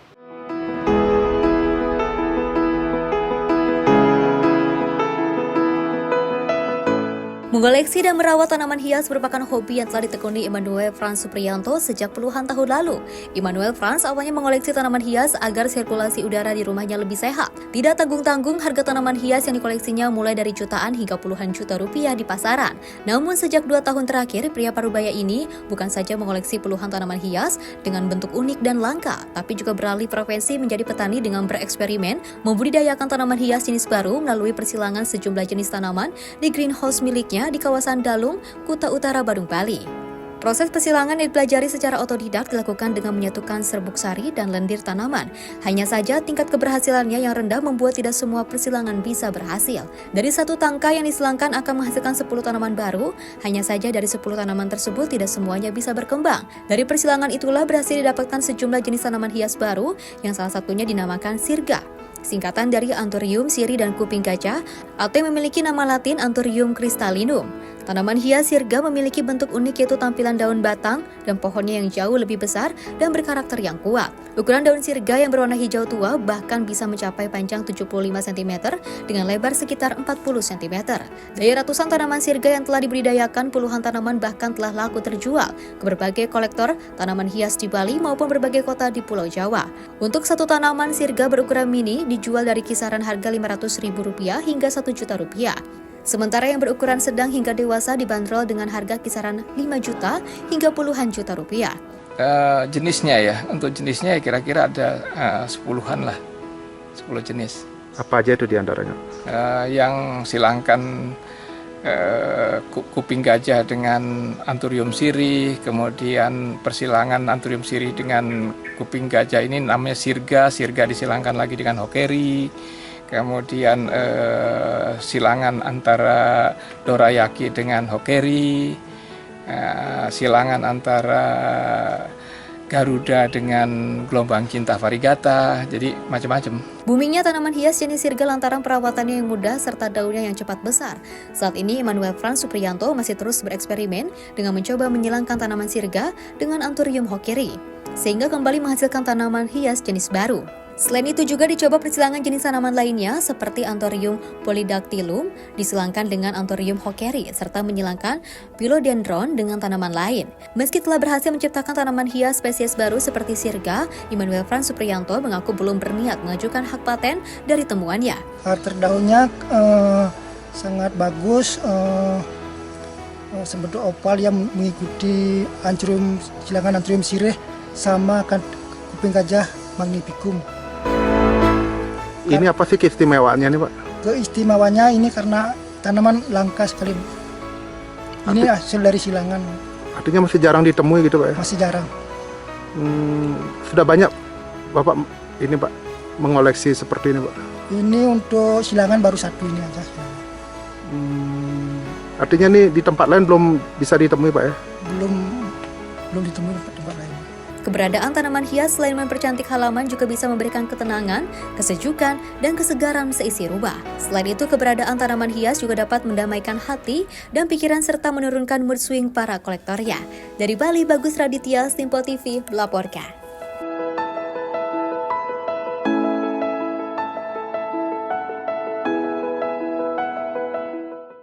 Salah satu kedai kopi di Karanganyar, Jawa Tengah memberikan pengalaman unik bagi para pengunjungnya. Dan pemirsa, mereka mengajak pengunjung hiking sampai ke kebun kopi. Penasaran bagaimana keseruannya? Mari kita simak liputannya. Bertempat di kaki Gunung Lawu, tempat ngopi ini tentu memiliki pemandangan yang aduhai. Tempatnya di Desa Wonorejo, Kecamatan Jatiyoso, Karanganyar. Tempat ini mulai hits menjadi jujukan para penikmat kopi. Selain menyajikan kopi, pemilik Lawu Coffee juga mengajak para pengunjungnya untuk memiliki pengalaman memetik kopi yang ditanam di ladang setempat. Dari lokasi Lawu Coffee, mereka hiking sekitar 1 jam hingga tiba di kebun kopi. Selain wisata, mereka juga mendapat edukasi soal tanam kopi dari petani sekitar. Biji kopi di Kopi Lawu memang sebagian besar merupakan pasok dari para petani tersebut. Usai memanen bersama, para pengunjung pun menyeduh kopi dan merasakan kenikmatannya sembari memandangi indahnya pemandangan kaki Gunung Lawu. Alhamdulillah udah sampai di kebun kopi setelah perjalanan 2 jam trekking sama anak-anak ya. Excited banget mereka ini ya, mulai metik pertama kali kopi biar mereka tahu dari nanemnya, dari metiknya sampai nanti di roasting, dibikin kopi. Pemilik tempat Lawu Coffee sengaja memberikan wisata edukasi tentang kopi khas Lawu kepada 50 orang peserta ini. Harapannya, kopi lokal tersebut tidak kalah tenar dengan kopi-kopi yang sudah beredar. Jadi harapan saya itu teman-teman desa kita nggak perlu lagi jauh-jauh merantau, nggak perlu lagi mobat-mabit ke sana kemari, jadi cukup di rumah. Banyak pekerjaan yang harus banyak opsi di rumah untuk melanjutkan cita-cita mereka seputar kopi. Jadi ada yang jadi prosesor, ada yang jadi kopi, ada yang mungkin cuma jualan kopinya dan lain sebagainya ke depannya itu. Di Jatiyoso, mayoritas petani menanam kopi jenis Arabica di ketinggian lebih dari 1.200 meter di atas permukaan laut. Untuk mendapatkan pengalaman ini, peserta hanya dikenai biaya Rp50.000 saja. Dengan banyaknya value yang didapat, tentu harga tersebut melampaui murahnya terutama bagi para penggemar kopi. Dari Karanganyar, Jawa Tengah, Raditya Hermansyah, Simpo TV melaporkan. Pemirsa, hewan peliharaan kini bukan sekedar jadi pelengkap keseharian di rumah, tapi juga bisa menghasilkan cuan yang menggiurkan bila ditekuni dengan sungguh-sungguh dan penuh keyakinan.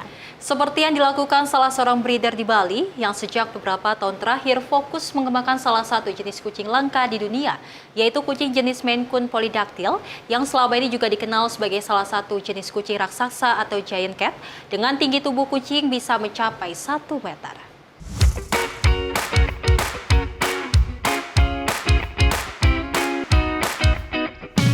Bagi sebagian orang, kucing menjadi salah satu hewan peliharaan favorit. Tidak hanya menggemaskan dengan kelincahan dan tingkah polahnya yang lucu, tetapi juga keisengannya.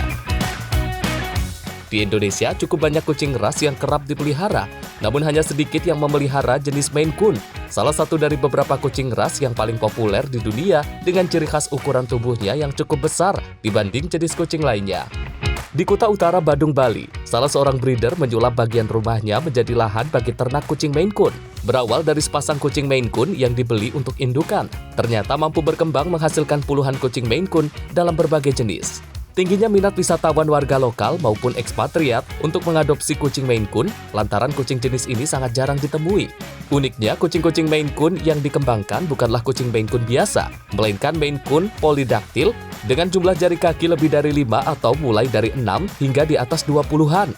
Bukan hanya ukuran tubuhnya yang besar dengan tinggi tubuh kucing bisa mencapai 1 meter, kucing Maine Coon juga memiliki sejumlah keunikan karakteristik yang berbeda dengan kucing rumahan seperti bentuk wajah yang mirip seperti singa, bulu yang lebat, hingga ekornya yang panjang. Agar aman saat diajak berinteraksi, kucing Maine Coon ini wajib mendapat perawatan berkala, mulai dari memandikan minimal 2 hari sekali, pengeringan bulu menggunakan alat khusus, hingga rutin melakukan pembersihan pada bagian sensitif kucing, guna mencegah munculnya penyakit jamur atau bakteri.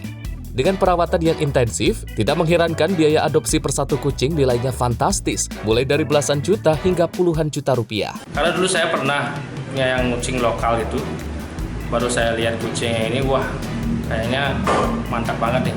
Dia dari segi postur muka dia lebih kayak gimana ya, keliar-liaran gitu loh, tapi dia manja banget. Terus dengan bodi yang panjang dan porsi makan yang besar lumayan juga gitu sih. Itu yang membuat saya pengen punya kucing ini. Pak, ini kan bodinya besar dan tipenya pemburu ini gimana Pak? Kesulitan apa untuk perawatannya nih Pak? Perawatannya sih lumayan perlu intensif ya, karena bulu yang tebal dan makan yang banyak ya, jadi ya duitnya lebih lumayan sih pengeluarannya. Dan perawatannya ya lumayan intensif, harus ke grooming kadang-kadang kan. Itu sih. Pak, artinya ini berbeda dengan kucing-kucing pada umumnya nih Pak ya? Ya beda, jelas beda. Dari segi itu dah. Ini lebih istimewa ini Pak ya? Istimewa banget. Lalu dari segi lokal sama yang ini kan dari katanya impor kan. Ya anak impor dari Ukraina dan Rusia ini. Jadinya ya berbeda lah jadinya. Kalau yang saya baca-baca gitu dan saya alami, karena kalau polydactyl itu dia udah besar, nanti jadi badannya lebih besar. Terus yang katanya yang aku baca itu dia bisa mengambil mangsanya itu lebih cepat, lebih bagus gitu. Hampir setiap hari, jujur nih di tempat kita tuh tiap hari 2 orang 3 orang tuh menanyakan kucing ini gitu. Tapi nggak semua orang, ya maaf ya, belum bisa tentu beli gitu, karena kan harganya yang sangat fantastis kan. Terus tapi di harga itu kita bisa dapetin sertifikat keasliannya kucing tersebut, itu memang sudah terpercaya karena adanya sertifikat tersebut. Tingginya permintaan konsumen membuat breeder mampu meraup omset hingga puluhan juta per bulan. Meski permintaan konsumen cukup tinggi, khususnya yang berasal dari luar negeri, sayangnya hingga kini belum ada agensi yang memahami tentang proses pengiriman hewan ke luar negeri dengan aman. Sehingga untuk sementara fokus pengirimannya hanya diperuntukkan untuk memenuhi permintaan pecinta kucing di dalam negeri. Untuk menghindari stres dan kucing pintar bersosialisasi, puluhan Maine Coon ini secara berkala juga diajak bermain di salah satu cat cafe di kawasan Canggu, Kuta Utara. Dari Bali, Bagus Raditya, Simpo TV melaporkan. Informasi lainnya, pemirsa, Kapolri Jenderal Listio Sigit Prabowo menghadiri kegiatan groundbreaking Dapur Satuan Pelayanan Pemenuhan Gizi tingkat Polres jajaran Polda Jawa Tengah pada Rabu 25 Juni 2025. Pembangunan SPPG ini, pemirsa, merupakan komitmen Polri yang mendukung penuh program makan bergizi gratis yang dicanangkan oleh Presiden Prabowo Subianto dalam program Astacita.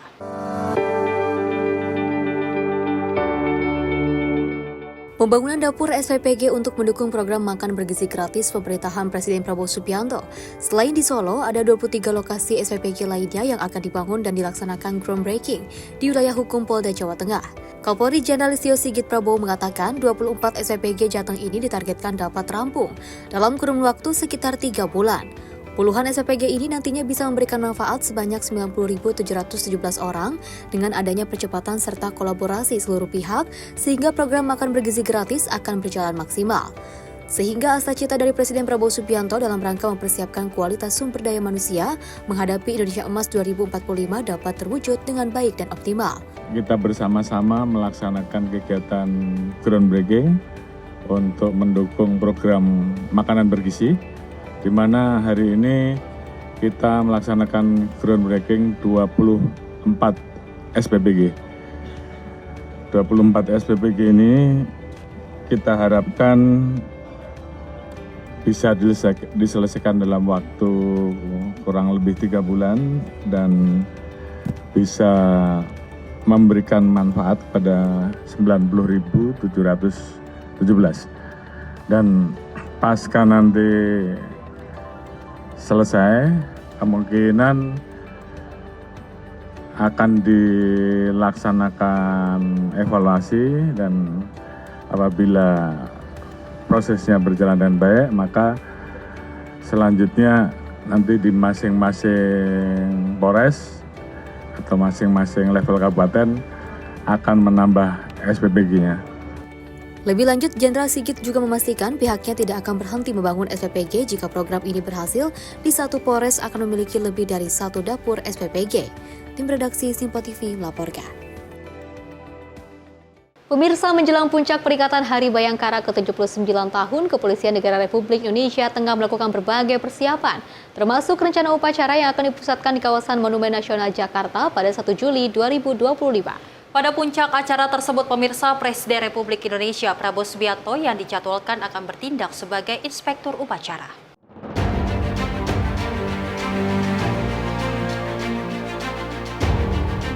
Sejumlah kegiatan telah digelar sejak awal Juni sebagai bagian dari Bulan Bakti dan Prestasi Polri menjelang Hari Bayangkara ke-79 yang jatuh pada tanggal 1 Juli 2025. Peringatan tahun ini tidak hanya fokus pada seremoni institusi, namun juga menampilkan nuansa kebersamaan dengan melibatkan partisipasi masyarakat. Dalam keterangannya, Karopenmas Humas Polri, Brigjen Pol Trunoyudo Wisnu Andiko mengatakan, rangkaian acara akan diisi dengan parade dan defile kendaraan taktis, pertunjukan hiburan rakyat, serta bazar UMKM di sekitar kawasan Monas. Selain itu, Trunoyudo menyampaikan bahwa Polri meminta pengertian dari masyarakat atas potensi gangguan lalu lintas selama mobilisasi pasukan dan peralatan dalam skala besar di sekitar Monas. Hari Bayangkara ke-79, Kepolisian Negara Republik Indonesia tengah mempersiapkan peringatan Hari Bayangkara ke-79 yang rencananya ini akan dipusatkan di kawasan Monumen Nasional atau Monas, Jakarta pada 1 Juli 2025. Dalam rencana pelaksanaan upacara, pada puncaknya Bapak Presiden Republik Indonesia, Bapak Prabowo Subianto akan memimpin secara langsung upacara tersebut sebagai inspektur upacara. Sejumlah rangkaian kegiatan telah digelar sejak awal bulan Juni 2025 ini sebagai Bulan Bakti dan Prestasi Kepolisian Republik Indonesia.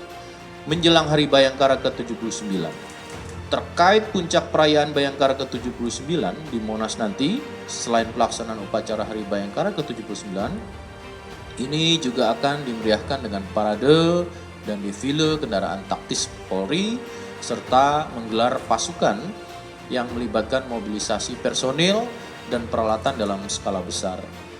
Mobilisasi ini diperkirakan dapat berdampak sementara terhadap arus lalu lintas di sekitar kawasan Monas dan sekitarnya.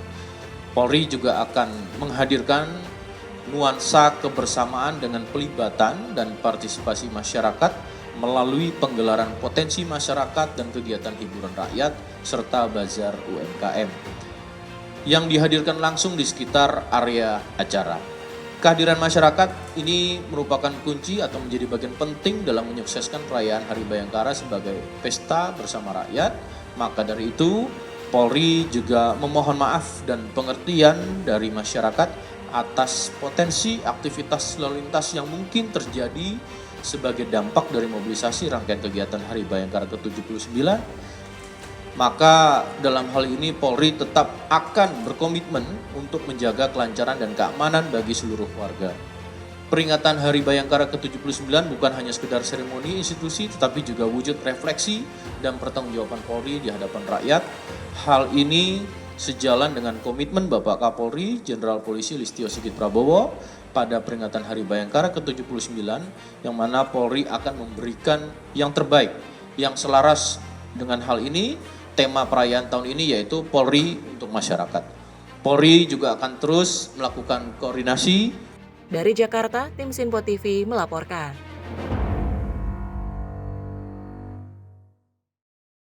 Pemirsa, ekspor produk Indonesia ke Australia terus meningkat yang memunculkan tren positif dalam hal ekspor. Dan dari Menteri Perdagangan mencatat hingga April 2025 total nilai ekspor tercatat mencapai 4,3 juta dolar Amerika dan dari jumlah tersebut sektor produk halal ini menyumbang sekitar 1,56 juta dolar.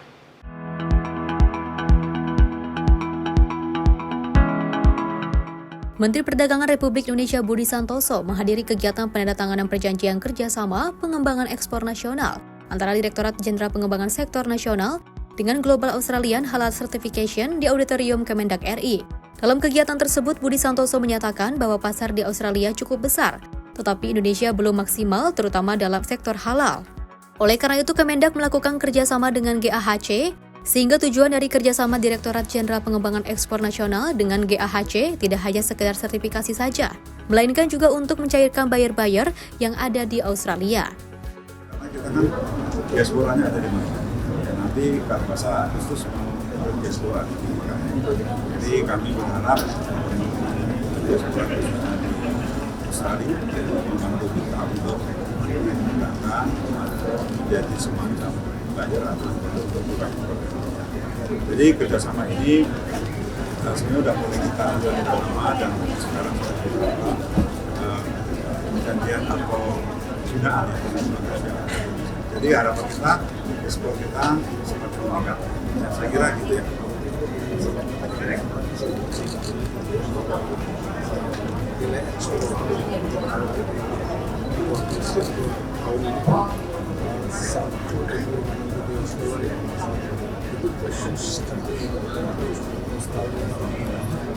Australia ya, Australia. Kita kalau ekspor kita April Januari sampai April sekitar 40. Tapi maksudnya itu sudah termasuk ya, ekspor. Nah, nanti kita mudah-mudahan ya harapan kita tentunya dengan kerjasama ini ya semakin meningkat karena ternyata ekspor kita.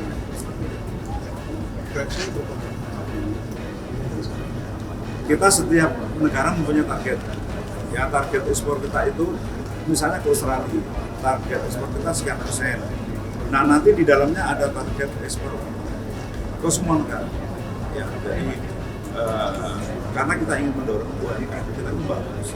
Kemarin kita yang di dispatching saja, yang difasilitasi oleh perwakilan atas keterangan dan saja sudah sekitar 68,65 itu UMKM semua. Dan kebanyakan memang bukan produk makanan. Jadi kalau ada sertifikasi seperti ini, bisa kami membantu proses. Karena gini ya, kalau misalnya kita masuk ke Australia, terus ada labelnya GAHC, otomatis karena sudah ada di Australia, sudah dikenal sehingga juga itu sebagai sebagai jaminan produknya memang halal untuk masuk ke pasar Australia. Jadi kayak branding ya, kayak branding.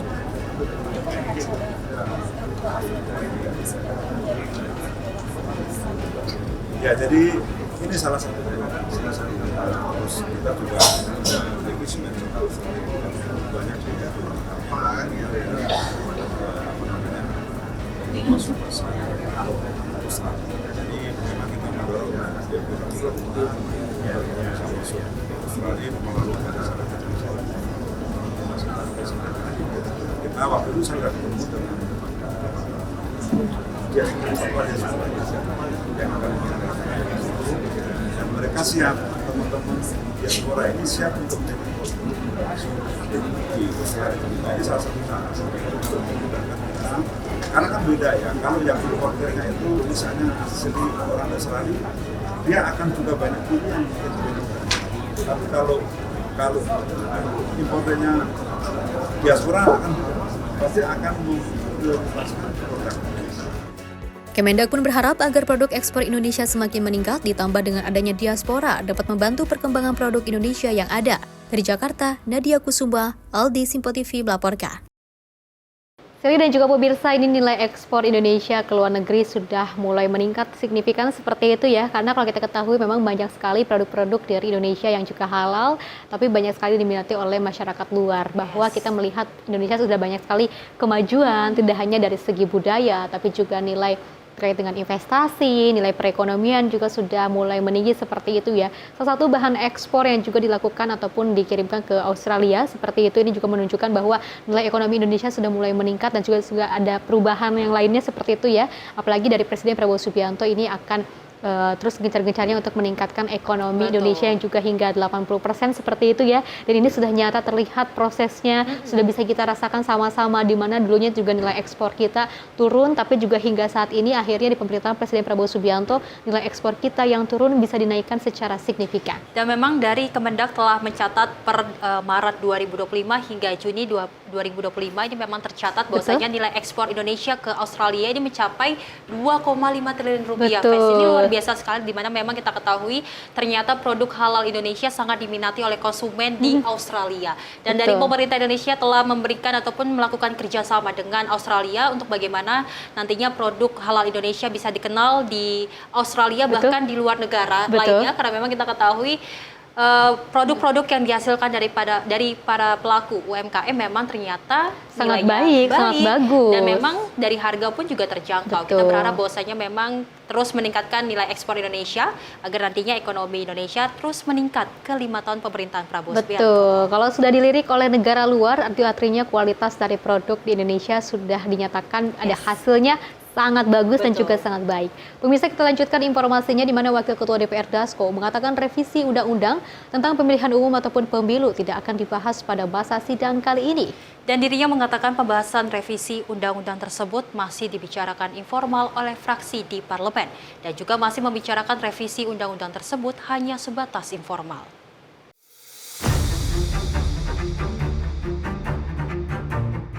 Pimpinan DPR Dasko menjelaskan revisi Undang-Undang tentang Pemilihan Umum atau Pemilu tidak akan dibahas dalam masa sidang kali ini.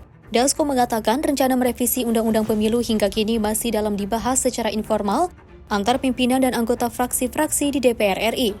DPR RI dipastikan harus berhati-hati dalam menindaklanjuti putusan MK yang menjadi dasar diharuskannya revisi Undang-Undang Pemilu. Menurutnya, teknis pelaksanaan putusan tersebut tetap perlu dibahas lebih lanjut bersama pakar atau ahli, sehingga bisa dituangkan secara tepat dalam Undang-Undang Pemilu mendatang. Mungkin untuk RUU Pemilu belum kita bahas pada sidang ini, karena kita masih juga secara informal berbicara antar fraksi, karena baru sekali ini Mahkamah Konstitusi memutuskan adanya rekayasa konstitusi. Nah, rekayasa konstitusi itu tentunya tidak bisa kita ambil secara terburu-buru.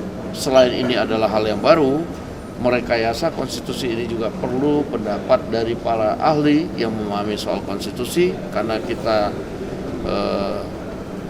akan berhati-hati dalam melakukan keputusan MK tersebut. Ya, ini masih ada pembicaraan informal yang tentunya belum bisa kita sampaikan ke publik, karena kalau kita sampaikan belum hal yang final, nanti akan menimbulkan dinamika yang tidak perlu.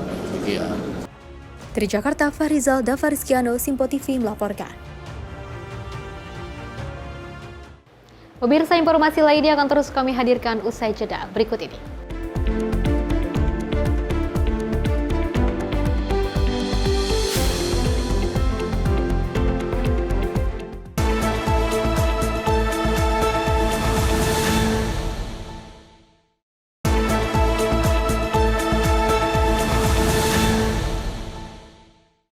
Terima kasih pemirsa, Anda masih menyaksikan Menyapa Indonesia Pagi. Informasi kita lanjutkan, di mana Kepala Badan Pengawas Obat dan Makanan atau BPOM melakukan penandatanganan nota kesepahaman dengan 7 mitra strategis BPOM.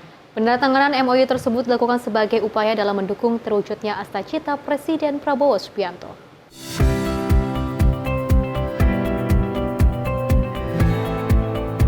Kepala BPOM Taruna Ikrar mengatakan penandatanganan kerjasama BPOM dengan 7 mitra strategis ini berkaitan dengan penyediaan obat-obat oleh BPJS Kesehatan, meningkatkan status MKM dalam proses registrasi, serta memaksimalkan peran koperasi desa dalam penyediaan apotik di desa-desa. Oleh karena itu, untuk memaksimalkan tujuan tersebut, BPOM juga bekerja sama dengan asosiasi organisasi kemasyarakatan, salah satunya Himpunan Mahasiswa Islam Indonesia dan forum lainnya. Kepala BPOM berharap dengan adanya penandatanganan kerjasama ini, tujuan yang direncanakan bisa terlaksana dengan baik dan mencapai hasil yang maksimal. Apa yang kita mau capai dengan MOU seperti ini?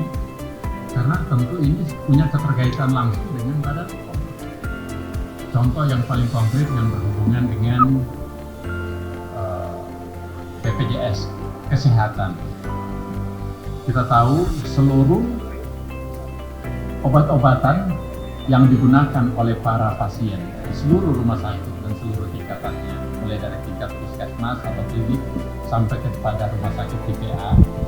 Obat-obatan di situ yang bisa digunakan, bisa ditanggung oleh BPJS adalah yang telah mendapatkan izin edar dari Badan Pengawas Obat dan Makanan. Itu salah satu contohnya, tapi banyak poin-poinnya yang kita tadi diskusikan. Kemudian yang kedua, persoalan yang berhubungan dengan desa. Hubungannya dengan desa, kita tahu desa kita di seluruh Indonesia kan sangat banyak nih, hampir 80.000, 75.000 ya, seluruh Indonesia. Dan ada programnya Bapak Presiden yang disebut dengan Koperasi Desa Merah Putih. Dan itu dananya besar sekali. Saya dengarkan dari Pak Yandri, Menteri Desa, itu akan digelontorkan hampir 500 triliun setiap tahun. Dari Jakarta, Sri Dewi Andayani, Mutia Aldi, Simpo TV melaporkan. Pemirsa, Kementerian Usaha Mikro Kecil dan Menengah atau UMKM resmi meluncurkan program langkah aksi kapasitas sosial mikro untuk inklusi atau LAKSMI. Hal itu pemirsa dilakukan guna memperkuat pengusaha mikro perempuan di Indonesia.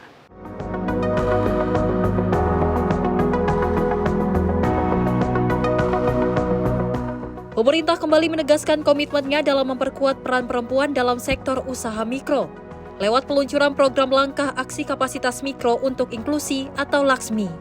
Program ini dibentuk sebagai penguatan kapasitas perempuan pelaku usaha mikro agar semakin berdaya saing, inklusif, dan berkelanjutan. Menteri Usaha Mikro Kecil dan Menengah Maman Abdurrahman mengatakan perempuan memainkan peran penting dalam kemajuan UMKM. Menurutnya saat ini 64,5% dari total UMKM di Indonesia dikelola oleh perempuan. Meski mendominasi, perempuan pelaku UMKM masih menghadapi beragam tantangan, mulai dari akses keuangan hingga keterbatasan mentor dan kapasitas manajerial. Berdasarkan data World Bank dan World Economic Forum, sekitar 740 juta perempuan di dunia belum memiliki rekening bank, serta 73% pelaku usaha perempuan mengalami kesulitan akses pada mentor bisnis. Maman mengatakan program LAKSMI hadir menjawab kesenjangan tersebut, utamanya dengan mendorong peningkatan kapasitas, pemberdayaan ekonomi, dan inklusi perempuan dalam ekosistem usaha mikro.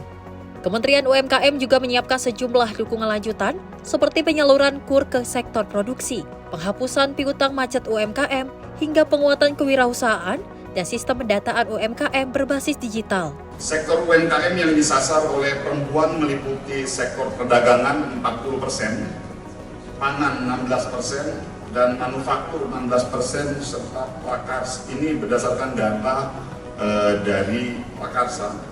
Namun sayangnya UMKM perempuan masih menghadapi tantangan dalam mengembangkan usaha, khususnya terkait akses keuangan dan kemampuan manajemen usahanya. 740 juta perempuan di dunia masih belum memiliki rekening bank yang menjadi hambatan utama dalam pengelolaan keuangan dan akses pembiayaan usaha. Data ini adalah berdasarkan data World Bank tahun 2021 dan 2023, World Economic Forum tahun 2023. Salah satunya disebabkan oleh masih perlunya peningkatan kapasitas usaha dalam mengelola usahanya agar lebih memiliki nilai tambah dan memiliki daya saing di pasar. 73% perempuan memiliki keterbatasan akses mentor bisnis. Hal ini juga terlihat dari rasio persentase perusahaan dengan perempuan sebagai pemilik utama di negara berpenghasilan rendah cenderung lebih sedikit, sekitar 24% dibandingkan di negara yang berpenghasilan tinggi, yaitu 34%. Di kesempatan yang sama, Menteri Pemberdayaan Perempuan dan Perlindungan Anak Arifah Khoiri Fauzi mengapresiasi peluncuran program tersebut. Arifah menekankan pentingnya sinergi lintas sektor demi mendorong kemandirian perempuan Indonesia. Arifah memaparkan bahwa dari Januari hingga 12 Juni 2025, tercatat 11.850 kasus kekerasan terhadap perempuan dan anak. Mayoritas berupa kekerasan seksual dan banyak terjadi di ranah rumah tangga. Menurutnya, akar permasalahan ini seringkali adalah masalah ekonomi. Kementerian PPPA akan menindaklanjuti peluncuran Laksmi dengan kunjungan ke wilayah-wilayah miskin ekstrim, dimulai dari Maluku Utara sebagai pilot project, guna mengakselerasi dampak program itu di tingkat akar rumput. Arifah juga menyebut pihaknya telah menetapkan program Ruang Bersama Indonesia, lanjutan dari konsep desa, kelurahan ramah anak dan perempuan, sebagai upaya menyelesaikan persoalan kekerasan di tingkat desa. Dari Januari sampai 12 Juni 2025, sudah terlaporkan, yang dilaporkan 11.850 kejadian kekerasan yang dialami oleh perempuan dan anak. Ini bukan angka yang sedikit selama 6 bulan, ini yang terlapor. Yang tidak terlapor mungkin lebih banyak lagi. Dari 11.850 ini, korban terbanyaknya adalah perempuan. Dan kekerasan yang paling banyak terjadi adalah kekerasan seksual. Lokasi kejadiannya masih di ranah rumah tangga yang paling banyak terjadi. Sumber utama dari kekerasan ini adalah ekonomi. Oleh karena itu, kekerasan terhadap perempuan dan anak ini tidak bisa diselesaikan oleh kementerian kami sendiri. Butuh kolaborasi, butuh sinergi dengan berbagai pihak, salah satunya dengan UMKM. Diketahui program ini akan dilakukan pilot project di 2 wilayah, yakni Jakarta dan Maluku Utara. Dari Jakarta akan diikuti sekitar 800 perempuan pengusaha UMKM, dan dari Maluku Utara akan diikuti sebanyak 400 perempuan pengusaha UMKM. Dari jumlah tersebut akan dilakukan pendampingan hingga menjadi usaha-usaha yang terbaik. Nantinya dari Jakarta akan keluar 50 pengusaha terbaik dan 24 dari Maluku Utara, yang nantinya akan diberikan fasilitas pembiayaan dan pemasaran produk. Dari Jakarta, Dio Malau, Simpo TV melaporkan.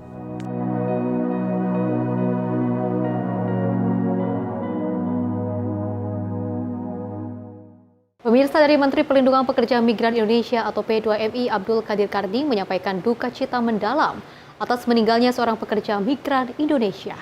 Diketahui jenazah merupakan pekerja migran Indonesia non-prosedural yang dipulangkan ke Indonesia karena menderita stroke saat bekerja di Malaysia.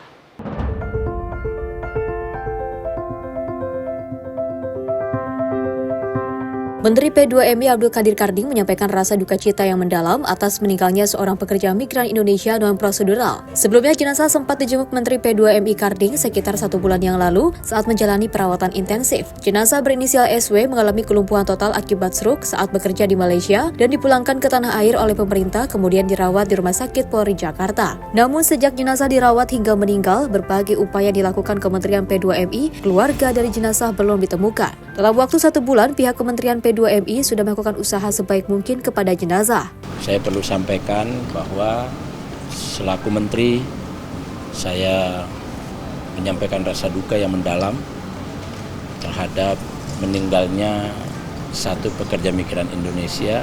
Saya juga sudah berkoordinasi dengan Kementerian Sosial untuk perawatannya jangka panjang. Jadi kita sudah melakukan mitigasi.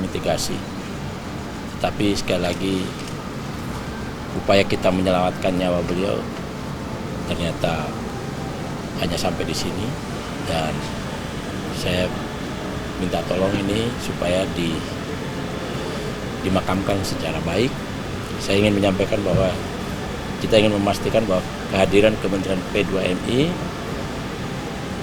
dari awal sampai ujung kita hadir untuk kepentingan pelindungan pekerja migran Indonesia. Menteri Karding meminta untuk memakamkan jenazah secara layak sebagai bentuk penghormatan. Beliau juga turut mendoakan agar jenazah mendapatkan tempat terbaik di sisi Tuhan. Dari Jakarta, Konita Putri, Rona Bayu, Simpo TV melaporkan. Pemirsa, dengan harap cemas, Ibu Mariamah menantikan kedatangan putrinya Saidah dari Republik Iran yang saat ini tengah diproses evakuasi. Dan Saidah merupakan mahasiswi S3 di Universitas Ahlul Bait, Tehran, Iran. Mariamah adalah ibu dari seorang mahasiswa S3 bernama Saidah di Universitas Ahlul Bait Tehran, Republik Iran, berharap cemas menanti kehadiran putri ketiganya dari 4 bersaudara. Saidah turut dalam rombongan kedua proses evakuasi dari 31 warga negara Indonesia yang dievakuasi karena negara Iran tengah dilanda perang dengan Israel.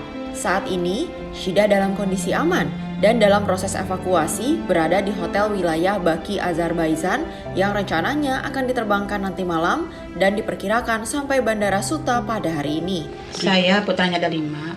Yang salah satunya? Yang salah satunya adalah Saida nomor 3. Saida itu nomor 3. Iya. Tadinya dia sekarang di Iran atau sudah di luar Iran? Sekarang sudah di Baku, di Azerbaijan.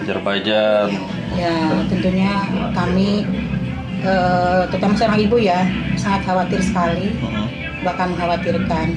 Tapi kalau Saida bilangnya mama tenang, itu saja yang lucu. Menenangkan terus. Saida adalah mahasiswi beasiswa penuh di S3 Universitas Ahlul Bait Taheran, Iran, program studi pendidikan. Ia sudah 3 tahun di Iran, sementara di Bogor tinggal bersama ibunya di Desa Bojong, Kecamatan Kemang, Kabupaten Bogor, Jawa Barat. Dari Bogor, tim kontributor Sinpo TV melaporkan. Wakil Ketua DPR RI Dasko mengimbau semua pihak untuk tidak khawatir terkait nasib warga negara Indonesia yang berada di wilayah konflik Israel-Iran. Dan pemerintah pastikan menyiapkan langkah terbaik dalam menyelamatkan WNI dan tiba di Indonesia.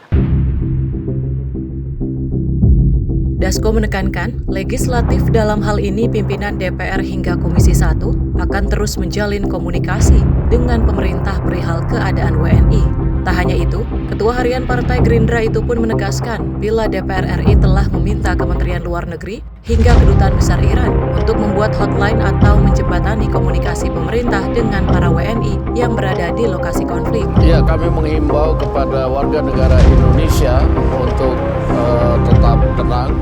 Pemerintah terus berkomunikasi dan mengupdate keadaan WNI di Iran dan akan terus melakukan evakuasi secara bertahap. DPR dalam hal ini pimpinan DPR dan Komisi 1 akan terus berkomunikasi dengan pemerintah, memonitor keadaan dan meminta kepada Kementerian Luar Negeri dalam hal ini juga Kedutaan Besar Iran untuk mengupayakan adanya hotline agar komunikasi warga negara kita di Iran bisa terpantau dengan baik. Demikian. Di Jakarta, redaksi Sinpo TV melaporkan.